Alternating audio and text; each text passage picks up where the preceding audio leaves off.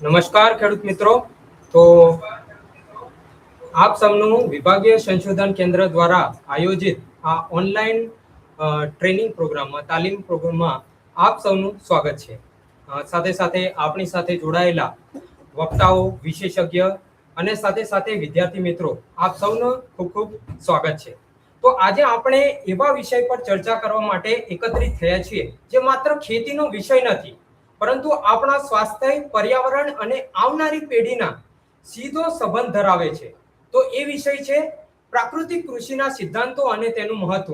મિત્રો, ખેડૂત મિત્રો, આપણે એક ક્ષણ માટે એવો વિચાર કરીએ, જો આ જમીન એ બોલી શકતી હોય તો કદાચ આપણને પૂછતી કે આપણને એવો સવાલ કરવામાં આવતો કે વર્ષો સુધી તમે મારી જોડેથી અન્ન છે એ અન્નનું ઉત્પાદન કર્યું અને સાથે સાથે ઘણું બધી વસ્તુઓ છે એ વસ્તુઓ મેં પ્રદાન કરી છે, પણ હવે તમે મને જીવંત રાખવા માટે શું શું પ્રયત્નો કર્યો અને તમારી જવાબદારી છે કે નહીં કે મને જીવંત રાખવી કે નહીં. તો એ જ પ્રશ્ન જમીનનો નથી, પરંતુ દરેક ખેડૂતના ભવિષ્યનો છે.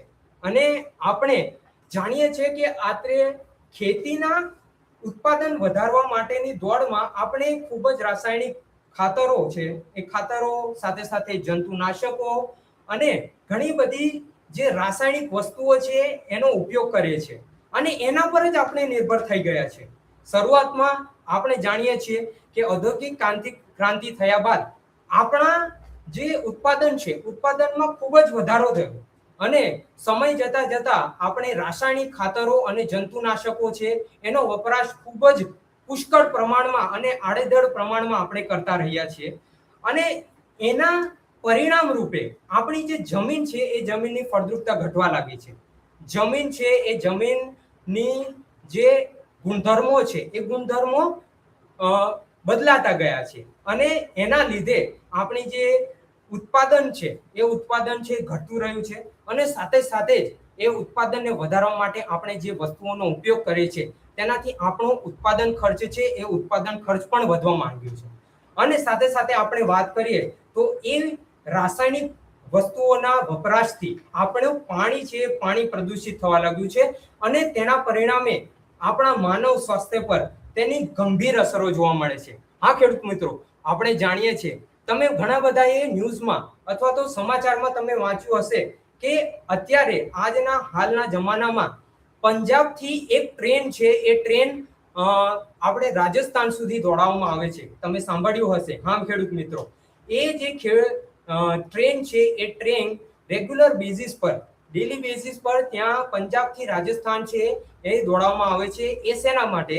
કારણ કે ત્યાં પંજાબમાં સૌથી વધારે પુષ્કળ પ્રમાણમાં કેન્સરના કેસ છે એ વધવા માંડ્યા છે અને એનું જે કારણ છે એ જ કારણ છે કે આપણે રાસાયણિક ખાતરો છે, જંતુનાશકો છે એનું પુષ્કળ પ્રમાણમાં આપણે ઉપયોગ કરવા માંડ્યા છીએ. હવે આ પરિસ્થિતિમાં આપણે જાણીએ તો આ પરિસ્થિતિમાં એક આશાનું કિરણ આપણે કહી શકીએ, તો એ એક આશાનું કિરણ આપણે માની શકીએ અથવા તો આજની એક તાતી જરૂરિયાત આપણે માની શકીએ તો એ છે પ્રાકૃતિક કૃષિ. તો આજે ખેડૂત મિત્રો, આજે સૌપ્રથમ હું પ્રાકૃતિક કૃષિ છે એની પ્રસ્તાવના આપવાનો છું કે પ્રાકૃતિક કૃષિના સિદ્ધાંતો અને તેનું મહત્વ શું છે. તો હું ડોક્ટર યોગેશ રાઠવા આજના પ્રથમ વક્તવ્યમાં આપ સૌનું હાર્દિક સ્વાગત કરું છું. તો આપણું જે પ્રથમ વક્તવ્ય છે એ છે પ્રાકૃતિક કૃષિના સિદ્ધાંતો અને તેનું મહત્વ. તો આપણે ઘણી બધી પ્રાકૃતિક કૃષિના જે રાસાયણિક કૃષિની ખેતી કરતા હતા એના જે આપણે જે ગેરફાયદાઓ છે એના વિશે આપણે જાણ્યું. આપણે જાણ્યું કે આપણે સતત એનો ઉપયોગ કરી રહ્યા છે. શરૂઆતમાં એનું ઉત્પાદન પણ વધ્યું, પણ સાથે સાથે લાંબા ગાળે તેની ગંભીર અસરો પણ જોવા મળી. તો આપણે જાણ્યું કે જમીનની ફળદ્રુપતા ઘટી, સાથે સાથે ઉત્પાદન ખર્ચ પણ વધ્યો અને આપણું પર્યાવરણ છે એ પણ પ્રદૂષિત થયું અને સાથે સાથે એ જે ખોરાક છે એ અન્ન છે એ આપણે ગ્રહણ કર્યું અને તેના કારણે આપણી સ્વાસ્થ્ય પર પણ અસર જોવા મળી છે. તો એ જ રીતે હવે આપણે જો આપણા સ્વાસ્થ્યનો આપણે ખ્યાલ કરવો હોય તો આપણે એક આશાનું કિરણ અથવા તો આજના સમયની તાતી જરૂરિયાત ગણી શકીએ તો એ છે પ્રાકૃતિક કૃષિ. હવે પ્રાકૃતિક કૃષિ એટલે શું? હવે ખેડૂત મિત્રો, તમને સૌને ખબર જ હશે કે પ્રાકૃતિક કૃષિ શું છે. અત્યારે આપણે જાણીએ છીએ કે પ્રાકૃતિક કૃષિ છે એ અત્યારે સૌ કોઈ ખેડૂત છે એ ખેડૂત જાણી રહ્યા છે અને સાથે સાથે અપનાવી પણ રહ્યા છે. તો આ એક એવી ખેતી પદ્ધતિ છે જેમાં આપણે કુદરતના નિયમનું પાલન કરવાનું છે. તેમાં આપણે રાસાયણિક ખાતરો છે, જંતુનાશક દવાઓ છે અને જે બીજા બહારની વસ્તુઓ છે, એટલે કે આપણે બહારના ઇનપુટ છે, બાહ્ય ઇનપુટ છે, આપણે છે એના પર નિર્ભરતા છે એ આપણે ઘટાડવી પડશે. એટલે બહાર ઉપર આપણે જે ડિપેન્ડન્ટ છે, જે આધાર રાખીએ છીએ, એ સંસાધનોનો આપણે ઓછો ઉપયોગ કરવાનો છે અને આપણી સાથે આપણી જોડે જે કુદરતી સંસાધનો ઉપયોગ કરી શકીએ એવા સંસાધનો આપણી સાથે છે, એવા સંસાધનોનો આપણે ઉપયોગ કરવાનો છે. હવે આ પદ્ધતિ છે એ ઘણા બધા જે કુદરતી ખેતીના પ્રચારકો છે, જે પ્રાકૃતિક કૃષિના પ્રચારકો છે, એમાં ખૂબ જ લોકપ્રિય બની છે અને ઘણા બધા રાજ્યો છે એને સફળતાપૂર્વક એને અમલમાં લીધું પણ છે. તો હવે એના મુખ્ય હેતુઓ આપણે જાણીએ તો એના મુખ્ય હેતુઓ છે કે જેમાં આપણે માની શકીએ કે જમીનને જીવંત બનાવી. હા, આપણે જાણીએ તો જમીન એ એક જીવંત વસ્તુ છે, આપણે જીવંત ગણી શકીએ એને. અને સાથે સાથે બીજું વસ્તુ છે એનો ખેતીનો ખર્ચ ઘટાડવો. ખેતીનો ખર્ચ કઈ રીતે ઘટી શકે કે આપણે બહારના ઇનપુટ્સ છે એના પર આપણે નિર્ભરતા ઓછી રાખીએ અને આપણી જાણે સાથે જે કુદરતી સંસાધનો આપણી સાથે છે, આપણી જોડે છે, એ સંસાધનોનો ઉપયોગ કરીએ તો આપણે ખેતીનો ખર્ચ ઘટાડી શકીએ. અને ઝેર મુક્ત ખોરાકનું ઉત્પાદન. હવે આપણે જાણ્યું હશે કે કોરોના કાળ દરમિયાન ઘણા બધા વ્યક્તિઓ જે પ્રાકૃતિક જે ખોરાક છે એ પ્રાકૃતિક ખોરાક ઉપર સૌથી વધારે આધાર રાખતા થઈ ગયા. કારણ કે લોકોમાં સ્વાસ્થ્ય પ્રત્યે જાગૃતતા આવવા માંડી છે અને એ કોરોના કાળ દરમિયાન બાદ લોકો છે એ પ્રાકૃતિક ખોરાક છે, એ પ્રાકૃતિક અથવા તો નેચરલ પ્રોડક્ટ્સ છે, એ પ્રોડક્ટ્સના ઉપયોગ કરવામાં સૌથી આગળ થવા માંડ્યો છે. અને સાથે સાથે એમાં ખેડૂતોની આવક પણ વધી શકે છે અને સાથે સાથે આપણા પર્યાવરણનું સંરક્ષણ પણ થઈ શકે છે. કારણ કે આપણે રાસાયણિક ખાતરો, જંતુનાશકો છે એ બધાનું સૌથી ઓછા પ્રમાણમાં આપણે એને અથવા તો નહિવત પ્રમાણમાં આપણે એનો ઉપયોગ કરશું, જેથી આપણી પર્યાવરણ છે એ સંરક્ષણ થઈ શકે છે. હવે આપણે પ્રાકૃતિક કૃષિના મૂળભૂત સિદ્ધાંતોની વાત કરીએ તો એમાં 6 પાયાના સિદ્ધાંતો છે, જેમાં આપણે પહેલા વાત કરી કે જમીન જીવંત છે. કારણ કે જમીનની અંદર કરોડો સૂક્ષ્મ જીવો ધરાવે છે, તેથી એ જીવંત પ્રકૃતિ ધરાવે છે. બીજું છે આપણે ગાય આધારિત ખેતી કરવાની. કારણ કે ગાય આધારિત ખેતી કરવાથી આપણને ઘણા બધા એવા જે સિદ્ધાંતો જેવા કે આપણે વાતચીત કરી લઈએ કે ગૌમૂત્રથી આપણે ગોબર છે, ગૌમૂત્રથી જીવામૃત છે, બીજામૃત છે, ઘન જીવામૃત છે, એવા બધા છે જે દ્રાવકો છે આપણે બનાવી શકીએ છીએ. અને સાથે સાથે ત્રીજો સિદ્ધાંત છે બીજનું સંરક્ષણ. આપણે બીજની માવજત આપણે જાણીએ છીએ કે બીજની માવજત કઈ રીતે કરી શકાય. આપણે વાવણી કરતા પહેલા આપણે બીજની માવજત કરીએ છીએ, જે બીજામૃત દ્વારા આપણે બીજની માવજત કરી શકીએ છીએ. જમીનને ઢાંકી રાખી એટલે કે આપણે એને કહી શકીએ મલ્ચિંગ, એટલે કે આચ્છાદન. જમીનને ઢાંકી રાખવી મલ્ચિંગના લીધે, આચ્છાદનના લીધે ભેજ અથવા તો તાપમાનનું નિયંત્રણ પણ થાય છે અને સાથે સાથે તાપમાન ના લીધે એ જે તમે માની શકો છો કે નીંદણ છે એ નીંદણનું નિયંત્રણ પણ ખૂબ જ સારી રીતે થઈ શકે છે. અને સાથે સાથે જીવ વૈવિધ્ય, જેમાં આપણે કે મિશ્ર ખેતી પદ્ધતિ છે, આંતરપાક છે, બહુસ્તરીય ખેતી છે, એ બધી જ વસ્તુનો આપણે એમાં સમાવેશ કરી શકીએ છીએ. હવે છઠ્ઠો જે આપણો સિદ્ધાંત છે એ છે કુદરતી સંતુલન. આપણે કુદરતી સંતુલન કઈ રીતે કરી શકીએ કે જેમાં આપણે જાણીએ છીએ કે રાસાયણિક ખાતરો છે, જંતુનાશકો છે, એનું આપણે નિયંત્રિત માત્રામાં અથવા તો નહિવત માત્રામાં આપણે ઉપયોગ કરીશું તો આપણે કુદરતી સંતુલન છે એ કુદરતી સંતુલન આપણે જાળવી રાખીશું. હવે આ જે સિદ્ધાંતો છે એ આપણે થોડા વિસ્તૃતમાં જાણીશું કે જેવી રીતે આપણો જે પહેલો સિદ્ધાંત હતો જમીન જીવન છે, જેમાં વાત કરી કે એમાં ઘણા બધા સૂક્ષ્મ જીવાણુઓ, જે કરોડો જીવાણુઓ છે, સાથે સાથે ફૂગ છે, અળસિયા છે અને બીજા ઘણા સૂક્ષ્મ જીવો છે, એ આપણા જે છોડ છે અથવા તો પાકને પોષક તત્વો ઉપલબ્ધ કરાવે છે. અને જે આપણા લાભદાયી જે જીવાણુઓ છે, ફૂગ છે, અળસિયા છે, જે આપણા રાસાયણિક ખાતરોના ઉપયોગથી એ જીવાણુઓનો નાશ થાય છે. તો આપણે આ જીવંતપણાને વધારવા માટે અથવા તો જાળવી રાખવા માટે આપણે ધ્યાન રાખવું પડશે. બીજું છે સ્થાનિક ગાય આધારિત ખેતી, જેમાં આપણે માનીએ છીએ કે જે દેશી ગાયનું ગોબર છે અથવા તો ગૌમૂત્ર છે એ ખૂબ જ ઉપયોગી માનવામાં આવે છે. તેમાંથી આપણે ઘન જીવામૃત છે, જીવામૃત, બીજામૃત અને અન્ય ઘણા બધા પ્રાકૃતિક દ્રાવણો છે આપણે તૈયાર કરી શકીએ છીએ, જેમાંથી આ દ્રાવણોમાંથી રહેલા લાભદાયી જીવાણુઓ છે એ જમીનમાં જીવાણુઓની સંખ્યા વધારવામાં અથવા તો જમીનની ફળદ્રુપતા વધારવામાં આપણને ખૂબ જ મદદરૂપ થાય છે. તેમજ બીજનું સંરક્ષણ આપણે વાત કરી કે આપણે વાવણી પહેલા બીજને માવજત આપીએ છીએ. તો બીજામૃત દ્વારા જો બીજની માવજત કરવામાં આવે તો ફૂગજન્ય રોગો અને અન્ય બીજા રોગો છે એ અન્ય રોગોથી એને રક્ષણ મળે છે અને સાથે સાથે તેનું અંકુરણ પણ ખૂબ જ સારું થાય છે અને તેથી પાકની શરૂઆતમાં જ એ ખૂબ જ મજબૂત પ્રમાણમાં એનો જે આપણને મળી રહે છે. હવે ચોથી વાત કરીએ તો આપણે જમીનને ઢાંકી રાખવી એટલે કે આચ્છાદન, મલ્ચિંગ છે. તો એ જ વસ્તુ છે. મલ્ચિંગ દ્વારા આપણે ભેજની જાળવણી કરી શકીએ છીએ, નીંદણ પણ આપણું ઓછું પ્રમાણમાં થાય છે અને સાથે સાથે તાપમાન પણ આપણે નિયંત્રિત કરી શકીએ છીએ અને તેના સાથે જમીનમાં કાર્બનિક પદાર્થ છે એ પણ એમાં વધારો થાય છે. હવે જૈવ વૈવિધ્યતા, એમાં આપણે એક જ પાકને બદલે વિવિધ પાકો આપણે ઉગાડી શકીએ, જેમાં મિશ્ર ખેતી છે, આંતરપાક છે, બહુસ્તરીય ખેતી અને વૃક્ષ આધારિત ખેતી પણ આપણે અપનાવી શકીએ છીએ, જેથી આપણે જે જીવાત નિયંત્રણ છે એ કરી શકીએ અને તેની સાથે સાથે અન્ય આવકના સ્ત્રોતો છે, એડિશનલ ઇન્કમ છે એ પણ આપણે લઈ શકીએ છીએ. અને સાથે છઠ્ઠો નિયમ છે આપણું કુદરતી સંતુલન જાળવવાનું. દરેક જીવાત છે આપણે નુકસાનકારક હોતી નથી. ઘણી એવી જીવાતો હોય છે એ આપણા પાક માટે ખૂબ જ લાભદાયી હોય છે. તો એ લાભદાયી જીવાતો છે એનું આપણે સંરક્ષણ કરવું જોઈએ, જેથી આપણે પ્રાકૃતિક કૃષિની અંદર જો જંતુનાશક દવાઓને બદલે કુદરતી સંતુલન જાળવવા માટે આપણે જે કુદરતી સંસાધનોનો ઉપયોગ કરીએ તો આપણે કુદરતી સંતુલન છે એ પણ જાળવી શકીએ છીએ. હવે જે પ્રાકૃતિક કૃષિનું આપણે મહત્વ જાણીએ કે આજના સમયમાં પ્રાકૃતિક કૃષિ કેમ જરૂરી છે અથવા તો એની તાતી જરૂરિયાત કેમ છે, તો એ આપણા ખેતીનો ખર્ચ ઘટાડે છે. કારણ કે જે આપણા ખેતરમાં જેટલા પણ સંસાધન અવેલેબલ છે, જે જરૂરિયાત છે એ જ આપણે એનો ઉપયોગ કરીએ તો આપણા ખેતીનો ખર્ચ છે એ ખેતીનો ખર્ચ ઘટે છે. હવે જમીનની ફળદ્રુપતા પણ વધે છે. કાર્બન છે અથવા તો આપણે ભેજ ધારણ ક્ષમતા છે, વોટર હોલ્ડિંગ કેપેસિટી છે જમીનની, એ પણ એની વધે છે. પાણીની બચત થાય છે. કેમ? કારણ કે આચ્છાદનને કારણે અથવા તો મલ્ચિંગના કારણે ભેજ છે આપણે જમીનની અંદર લાંબો સમય ટકી રહે છે.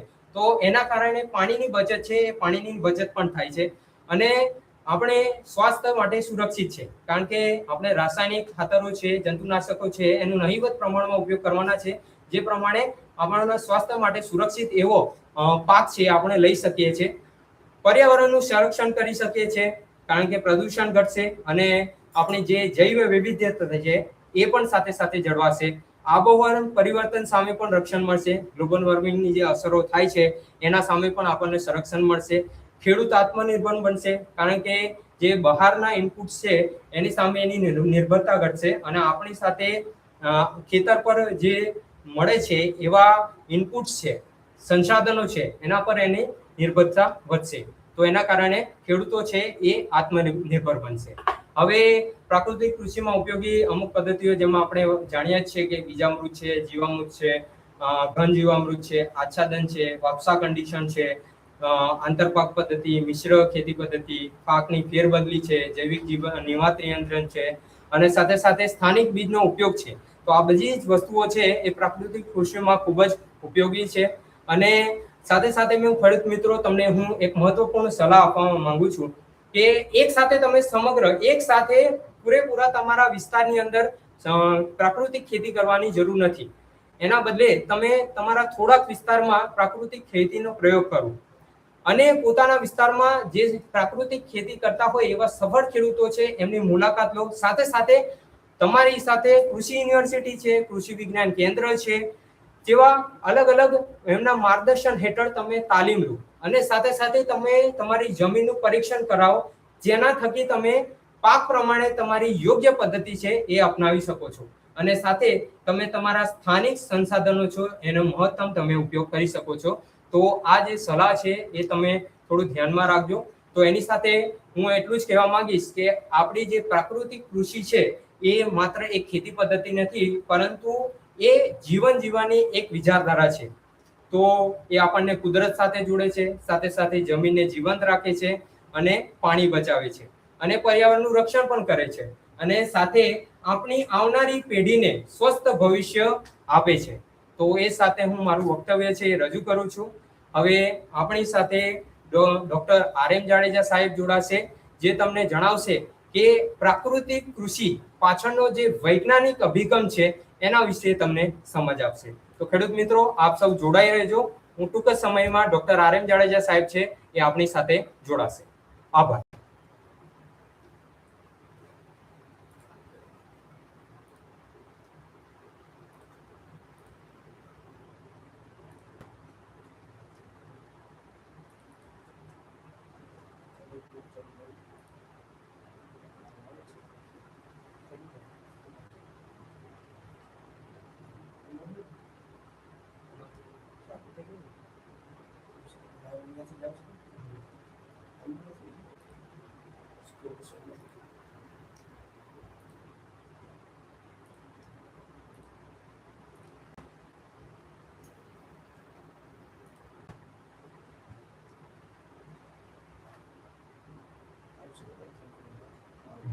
હા, તો હું જાડેજા સાહેબ, RM જાડેજા સાહેબને વિનંતી કરીશ કે તેઓ એમનું વક્તવ્ય છે વક્તવ્ય રજૂ કરે. આવશે.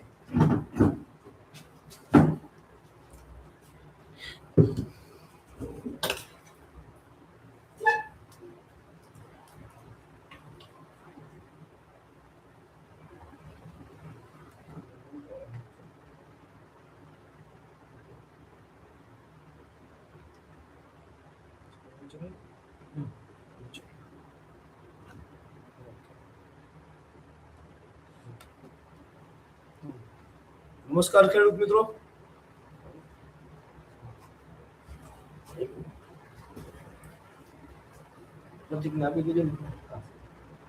હાલો, નમસ્કાર ખેડૂત મિત્રો. આજે આપણે એક પ્રાકૃતિક કૃષિ અને વૈજ્ઞાનિક અભિગમ બાબતેનો જે એક કાર્યક્રમ યુટ્યુબ લાઈવના માધ્યમ દ્વારા આપના સુધી પહોંચવાનો પ્રયત્ન કરેલો છે, કે જેની અંદર આપણે ઘણા સમયથી જોઈએ છીએ કે 2019 થી એક ક્રાંતિ, જે આપણા માનનીય આચાર્ય દેવવ્રત સાહેબ છે, રાજ્યપાલ, ગુજરાત રાજ્યના રાજ્યપાલ છે, એમને એક મુહિમ ચાલુ કરેલી છે કે કૃષિની અંદર એક પ્રાકૃતિક ખેતી દ્વારા આપણે એની અંદર વિકાસ લાવીએ.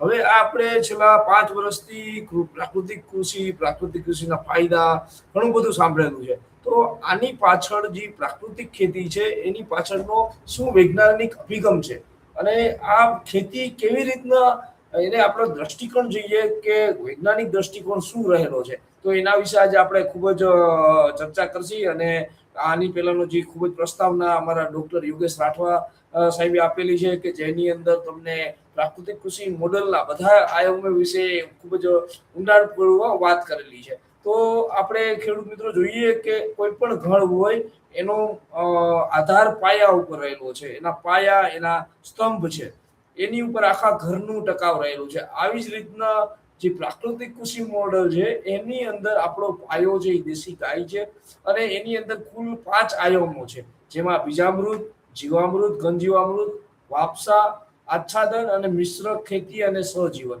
આ 5 પ્રકારના આપણે ખેતીની અંદર કુલ 5 આયામો રહેલા છે, કે જેની ઉપર આખી પ્રાકૃતિક કૃષિનો ભાર છે. અને એની ઉપરથી આપણે પાક સંરક્ષણનું વ્યવસ્થાપન, કે જે પ્રાકૃતિક રીતના થઈ શકે, જેમાં અગ્નિ અસ્ત્ર, બ્રહ્માસ્ત્ર અને એ છે. હવે આપણે જોઈએ કે આ બધું કરવાનું કારણ શું છે, આની પાછળનો વૈજ્ઞાનિક અભિગમ શું છે. તો આના માટે ખેડૂત મિત્રો આપણે વાત કરીએ કે દાંતીવાડા કૃષિ યુનિવર્સિટી ખાતે છેલ્લા 3 વર્ષથી ખૂબ જ અલગ અલગ વિષયો, પ્રાકૃતિક ખેતીને લગતા અલગ અલગ વિષયો અને અલગ અલગ પાકો ઉપર ઘણા બધા સંશોધન કરેલા છે. જેની અંદર આપણે જોવા જઈએ તો હળદરના પાકની અંદર ખૂબ જ સારા એવા રિઝલ્ટ, કે જે આપણી ખેતી છે એ ખેતીની અંદર આપણું ઉત્પાદન જે 20 મણ આવતું હતું એની જગ્યાએ પ્રાકૃતિક ખેતીમાં 30 થી 35 મણ સુધીના ઉત્પાદન મળેલા છે. તો આ એક પ્રકારની ખેતી છે કે જેની અંદર આપણે સંશોધન દ્વારા પરિણામો મળેલા છે. હવે આપણે ખેડૂત મિત્રો કે વાત કરીએ કે સૌથી પહેલી કે જીવામૃત ઉપર, કે ખાસ અત્યાર સુધી આપણે જોઈએ છીએ કે ઘણા મિટિંગોની અંદર જીવામૃત વિશે જીવામૃત શું છે, જીવામૃતનો ઉપયોગ કેવી રીતના કરવો અને જીવામૃત પાછળનું વૈજ્ઞાનિક અભિગમ શું છે, શા માટે આપણે જીવામૃત છે એનો ઉપયોગ કરવો જોઈએ. તો આપણે એક ખૂબ જ એક વાત કરીએ કે જીવામૃત છે કોઈ પણ એમના બનાવટ માટે આપણે શું જોઈએ કે દેશી ગાયનું ગોબર 10 કિલો જોઈએ, દેશી ગાયનું ગૌમૂત્ર 10 લીટર જોઈએ, ગોળ છે એ 1.5 કિલો જોઈએ, અને બેસન છે એ 1.5 કિલોગ્રામ જોઈએ, પાણી છે 180 લીટર, અને વૃક્ષની નીચેની માટી આ 500 ગ્રામ. આ પ્રકારની વસ્તુ હોય તો આપણે એને જીવામૃતની અંદર જીવામૃતની બનાવટ માટે આપણે જરૂરી હોય છે. હવે આમાં આપણે શું કરતા હોઈએ છીએ કે પેલા ટાંકીની અંદર અડધું પાણી નાખવાનું, એની અંદર ગોબર નાખ્યો, પછી ગૌમૂત્ર નાખ્યું, અને ગોળ અને બેસન નાખી અને વૃક્ષના માટી નીચેની માટી છે 500 ગ્રામ એને લઈ અને ઉપરથી પાણીથી ટોપઅપ કરી અને આપણે એને હલાવતા હોઈએ છીએ. આશરે 7 દિવસ પછી બીજા આપણે જીવામૃત છે એ તૈયાર થતું હોય છે. હવે ખેડૂત મિત્રો, આપણે આ 7 દિવસ સુધી શું થાય છે પેલા વિચારીએ કે આજે આપણે દેશી ગાયનું ગોબર નાખ્યું, ગૌમૂત્ર નાખ્યું, ગોળ, બેસન, પાણી અને આ માટી નાખી અને એક ટાંકા પ્લાસ્ટિકની ટાંકીની અંદર આપણે એને હલાવતા રાખ્યા. રોજ આપણે ઘડિયાળના કાંટાની દિશામાં રોજ 2 વખત ને સવાર સાંજ 2 વખત આપણે એવી રીતના એને હલાવતા રહેશે. તો આના દ્વારા ધીરે ધીરે એક કલ્ચર ડેવલપ થાય કે એની અંદર નાના નાના સૂક્ષ્મ જંતુઓ, જે આપણે આગળ હમણાં જોઈશું કે કયા કયા પ્રકારના સૂક્ષ્મ જંતુઓ છે જે આની અંદર બનાવટમાં આવે છે. તો આ એક જેમ આપણે ઘરની અંદર જ્યારે પણ છાશની દૂધની અંદર થોડીક પણ 1 ચમચી જેટલી છાશ નાખીએ છીએ અને સવારમાં આપણે જોઈએ છીએ કે આખું દહીં બની ગયું હોય છે. કેમ કે એક જ રાતની અંદર એની અંદર કરોડો જીવ માઇક્રોબ્સને લીધે આખું દહીંની બનાવટ બનતી હોય છે. આવી જ રીતના જે જીવામૃત છે ખેડૂત મિત્રો, કે જેની અંદર ગૌમૂત્ર છે, ગોબર છે, ગોળ, બેસન, પાણી અને વૃક્ષની માટીની નીચેની માટી, આ બધી વસ્તુનો ભેગો ઉપયોગ દ્વારા એક એવું દ્રાવણ બને છે કે જેની અંદર આપણે ખૂબ જ વધારે માત્રામાં સૂક્ષ્મ જીવાણુઓ, હવે આ સૂક્ષ્મ જીવાણુની અંદર સૌથી જોવા જઈએ તો સારા એવા એઝોટોબેક્ટર, પછી સ્યુડોમોનાસના સ્પીસીસ કે જે પણ આપણા પાકને હેલ્ધી રાખે છે, તાકાત આપે છે, આવા પ્રકારના સૂક્ષ્મ જીવાણુઓનું એક જોવા મળે છે. તો એક આપણે જીવામૃતને આપણે એક તૈયાર કરેલું એક આવું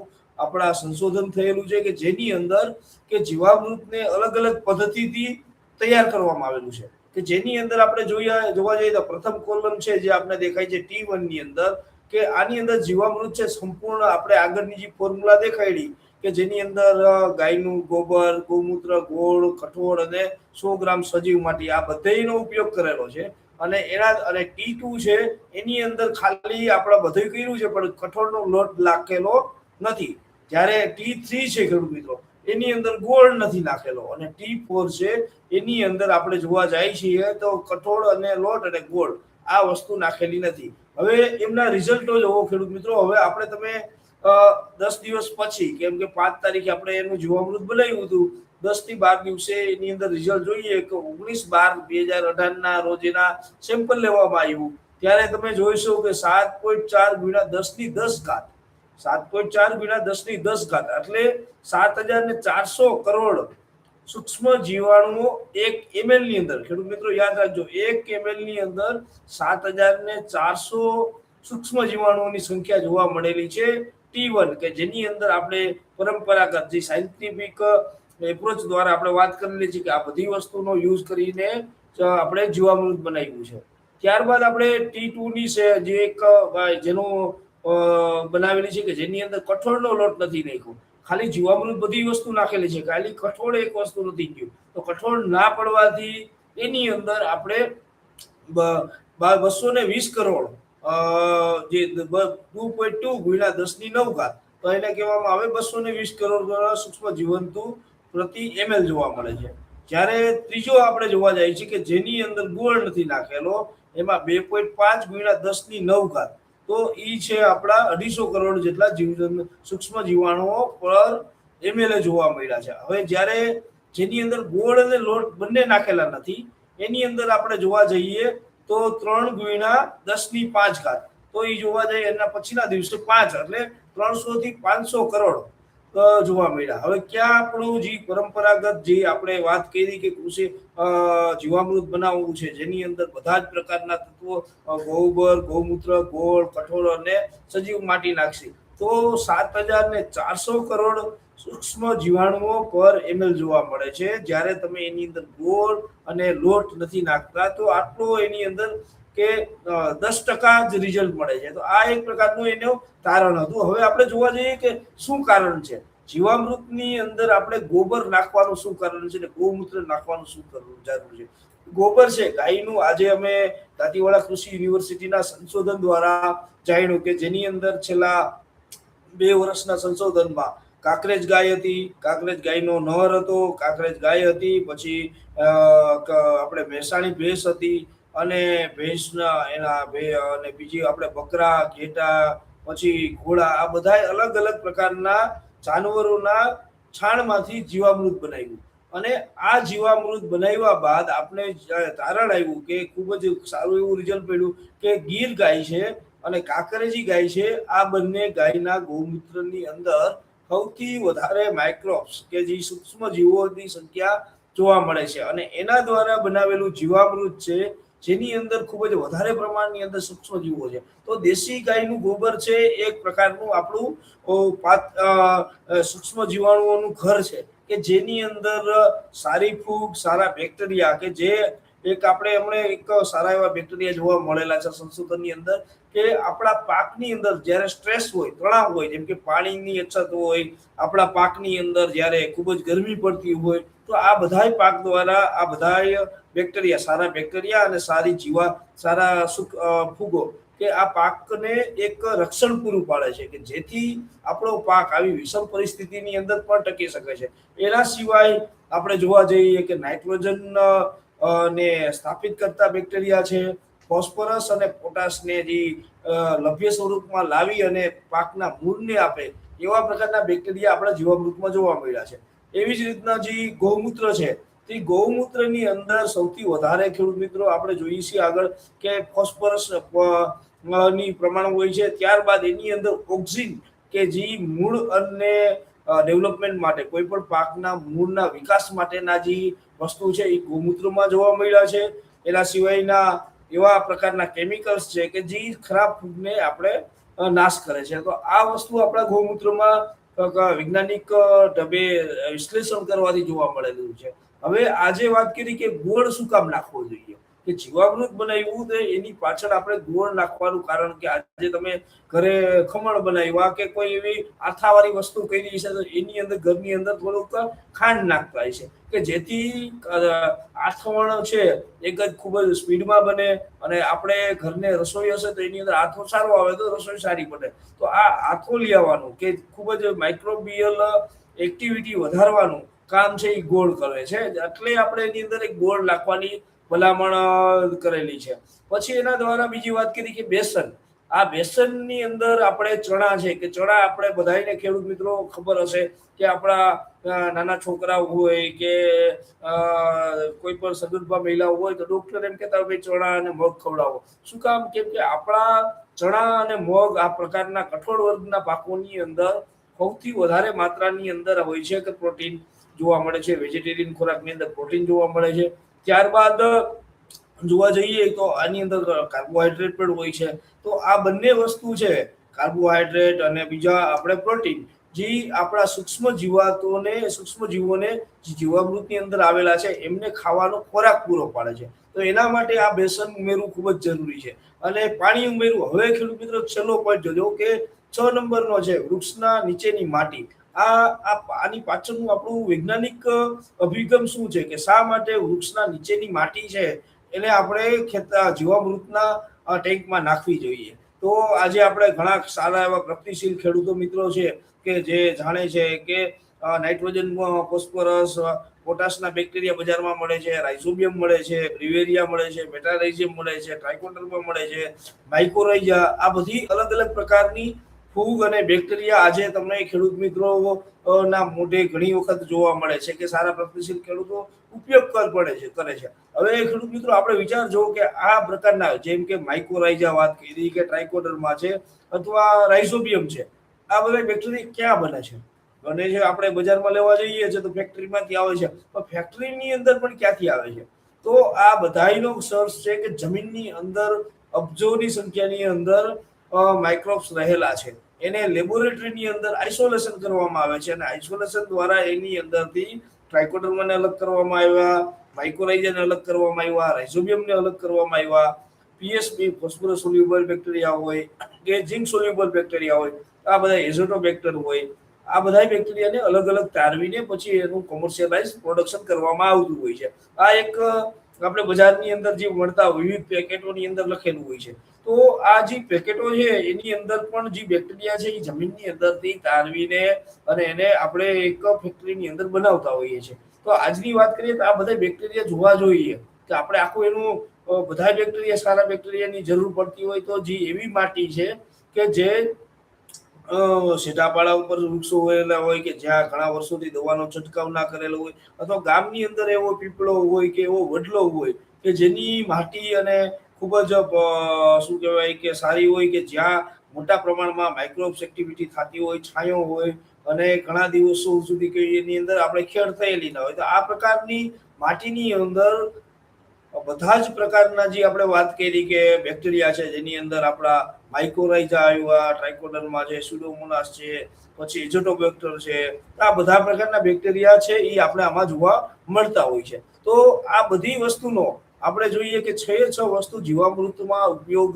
કરવામાં આવે તો જ આપણું જીવામૃત છે એકદમ ખૂબ જ સારું અને ખૂબ જ મોટી માત્રાની અંદર આપણે એની અંદર જેમ કે 7,400 કરોડ સૂક્ષ્મ જીવો પ્રતિ ml જોવા મળે છે. તો આ એક છે કે જેનું ખૂબ જ મહત્વ છે એક એક કમ્પોનન્ટનું જીવામૃતની અંદર. હવે આપણે વાત કરી કે જીવામૃત તૈયાર કર્યું એની અંદર આપણે નાઇટ્રોજન, ફોસ્ફરસ, પોટાશ અને જસત આના એક એનાલિસિસ કરેલા જે પ્રાકૃતિક ખેતીની અંદર જીવામૃત છે, નિમાસ્ત્ર છે, અગ્નિઅસ્ત્ર છે, 10 અર્ક છે, ખાટી છાશ છે, ગૌમૂત્ર છે, ભેંસનું મૂત્ર છે અને સપ્ત ધાન્યાંકુર અર્ક છે. આ બધાના અલગ અલગ એનાલિસિસ કરેલા અને ત્યારબાદ આપણે તમે ખેડૂત મિત્રો જોજો કે જીવામૃતની અંદર 0.090% નાઇટ્રોજન છે, 2.98% ફોસ્ફરસ છે, જ્યારે પોટાશ છે 1.38% છે અને જસત છે 884 ppm છે.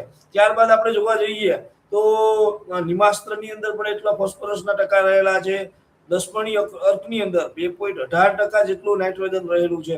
જ્યારે તમે ખાટી છાશની વાત કરશો કે આપણે અત્યારે ઘણા ખેડૂત મિત્રો અમે જોયેલા છે કે ખાટી છાશના અદ્ભુત પરિણામ મળેલા છે કે જેની અંદર આપણે ફૂગનાશક તરીકે કામ કરતી હોય છે, પણ ફૂગનાશક સાથે સાથે આ ખાટી છાશ છે એ નાઇટ્રોજનની અંદર 2.80% નાઇટ્રોજન આવેલું છે. જ્યારે ફોસ્ફરસ છે ખેડૂત મિત્રો જોજો 25% ફોસ્ફરસ ખાટી છાશની અંદર જોવા મળેલું છે, જ્યારે પોટાશની અંદર પોટાશ છે 2.24% જોવા મળેલું છે. તો આ એક તાકાત છે કે જેની અંદર આપણા ફૂગનાશક તરીકે અને બીજું એક વાત કરીએ કે એ આપણા ફોસ્ફરસની પૂર્તિ તરીકે પણ એનો ઉપયોગ થઈ શકે છે.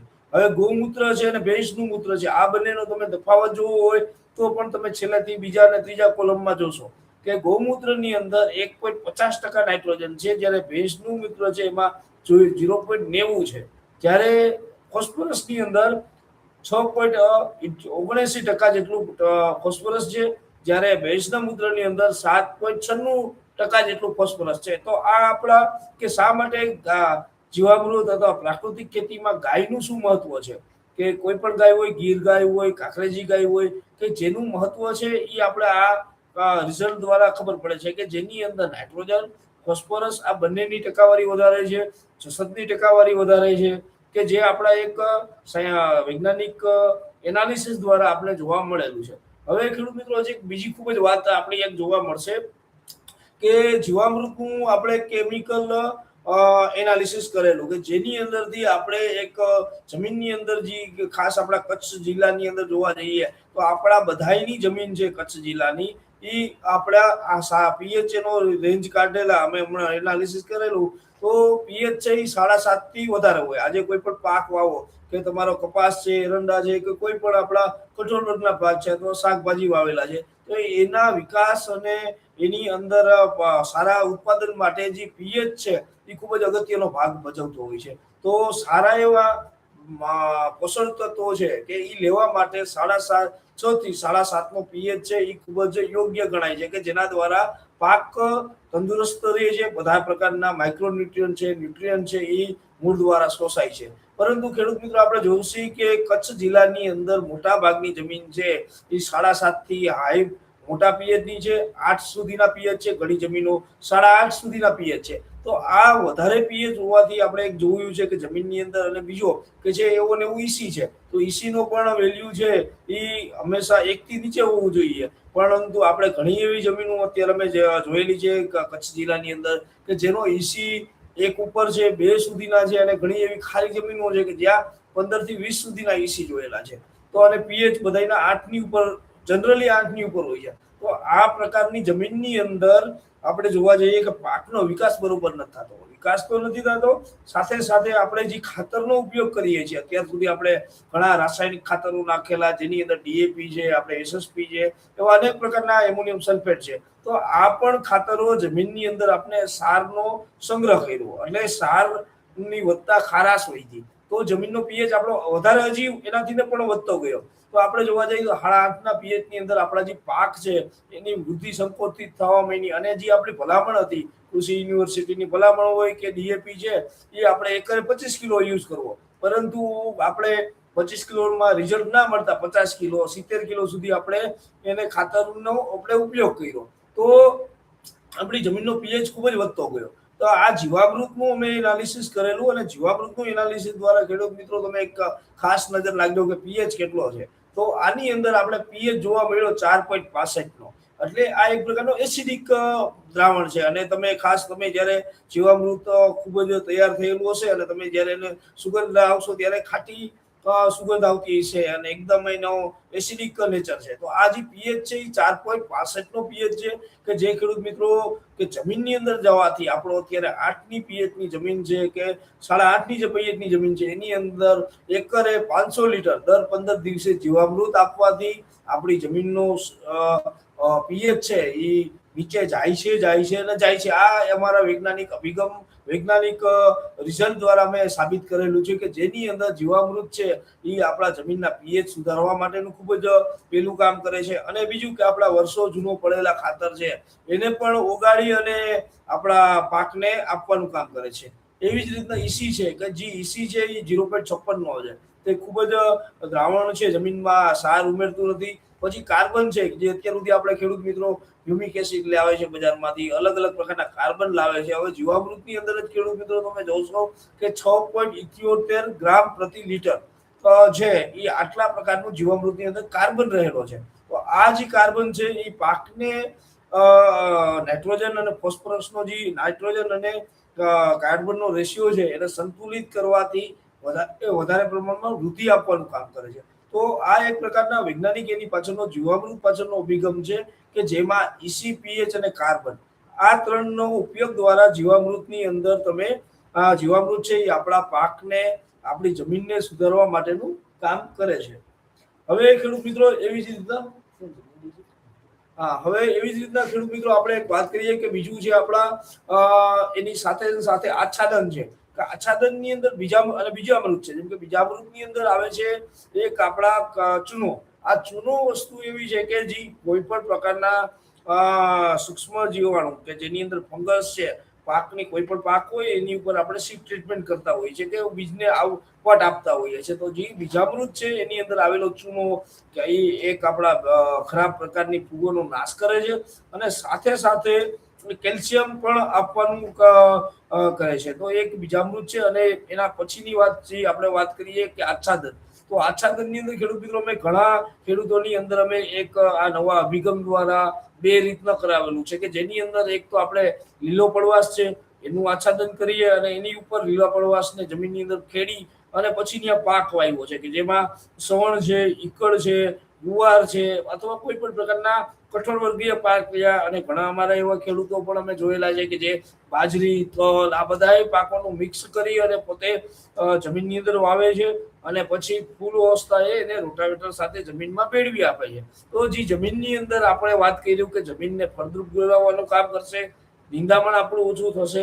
અને એવી રીતના બીજું આચ્છાદનની અંદર ખૂબ જ એક આપણા માટે એક સારો આશાસ્પદ પાક ગણીએ તો એવા છે કારિંગડા. કે જે કારિંગડાની બજાર આજે ખેડૂત મિત્રો જોશો કે જીરા કરતા વધારે ભાવ બજારની અંદર કારિંગડાના આવે છે. અને આ કારિંગડા છે એ ખૂબ જ ઓછા પિયતે ઓછા ખાતરે તૈયાર થતો પાક છે, જેથી આપણે આ પાકને કોઈ પણ આપણા લાંબા ગાળાના પાક છે, જેમ કે એની અંદર એરંડા છે, તુવેર છે, કપાસ છે, આ બધા પાકોની અંદર આપણે અત્યારે સીડ છે આના કારીંગડાના આપણે સોંપી દઈએ છીએ. તો આ કારીંગડા આખા ખેતરની અંદર વેલાવાળા પાક થાય છે, તો આખા ખેતરમાં પથરાઈ જાય છે, કે જેથી એક તો નિંદામણનો પ્રશ્ન ઓછો થઈ જશે, બીજું કે જમીનની અંદરનો જે રહેલો ભેજ છે એ ભેજ જળવાઈ રહેવાનું, કેમ કે આપણે કચ્છની અંદર જોવા જઈએ છીએ તો વરસાદ હંમેશા ઓછો હોય છે, અને વરસાદ ઓછો અને આપણા પાક છે જમીન પણ એકદમ એની રેતાળ હોય છે, તો જમીનની અંદર જો એટલો ભેજ વધારે સંગ્રહ થાય એટલો પાક વધારે થાય, અને કપિત એરિયા આપણા કચ્છ જિલ્લાની અંદર ખૂબ જ વધારે પ્રમાણમાં છે. તો આ આચ્છાદન છે કે કારીગડા છે, જે આપણા પાકને એક તો ખૂબ જ ભેજનો સંગ્રહ કરવામાં કામ કરશે, નિંદામણનો ગ્રોથ નહીં થવાથી, અને બીજી વધારાની આવક દેવા માટે પણ આ કારીંગડા છે એ ઉપયોગી બની રહે છે. કે એક આ એની પાછળનું ખૂબ જ જે કહેવાય કે વૈજ્ઞાનિક અભિગમ છે કે આચ્છાદનનો. અને એવી ને એવી રીતના જે આપણે વાત કરીએ કે મિશ્ર ખેતી અને સહજીવન, આ એક ખેડૂત મિત્રો કે એક ખૂબ જ એવી પદ્ધતિ છે કે જેની પાછળ અનેક વૈજ્ઞાનિક પરિબળો કામ કરતા હોય છે. જેમ કે આપણે વાત કરીએ કે મગફળી છે, કોઈ પણ કઠોળ વર્ગના પાક હશે, એના મૂળિયાની અંદર તમે જોશો તો નાના નાના ગંડિકા જોવા મળતી હશે. તો આ મૂળ ગંડિકાઓ છે એક રાઇઝોબિયમ અથવા એમના જે આપણે વાત કરીએ કે નાઇટ્રોજન ફિક્સેશનનું કાર્ય છે એ આ મૂળ ગંડિકાઓ જે કઠોળ વર્ગની અંદર જોવા મળતી હોય છે. તો જો હવામાં રહેલા નાઇટ્રોજનને જમીનની અંદર સ્થિર કરવાનું કામ કરે છે. તો હવે એની જ સાથે જેમ કે આપણે તુવેર વાવી છે, તુવેરની સાથે આપણે તલ વાવેલા છે ખેડૂત મિત્રો, તો જે તુવેર દ્વારા આપણા જમીનની અંદર રહેલો જમીનની અંદર નાઇટ્રોજનનું ફિક્સેશન કરશે, અને એની લાભ છે એ આપણા તલના પાકને થશે. તો આવી રીતના આપણે એકદળી અને દ્વિદળી પાકો બંને મિક્સ કરીને વાવેતર કરી શકીએ, અથવા કોઈ નાઇટ્રોજન આપતા પાકો જેમાં કઠોળ વર્ગના પાકો છે એની સાથે આપણે તેલીબિયાના પાકો છે એને સાથે વાવેતર કરી શકીએ. તો આ એક પ્રકારનું મિક્સર ખેતી, સહજીવન ખેતી દ્વારા આપણે ખેતીની આવક, કેમ કે આજે જોવા જઈએ છીએ કે કોઈ પણ એક ખેડૂત હશે તો એમના માટે એક પાક ફેલ થાય તો એના માટે ખૂબ જ આખું વર્ષ કાઢવું અઘરું રહેશે.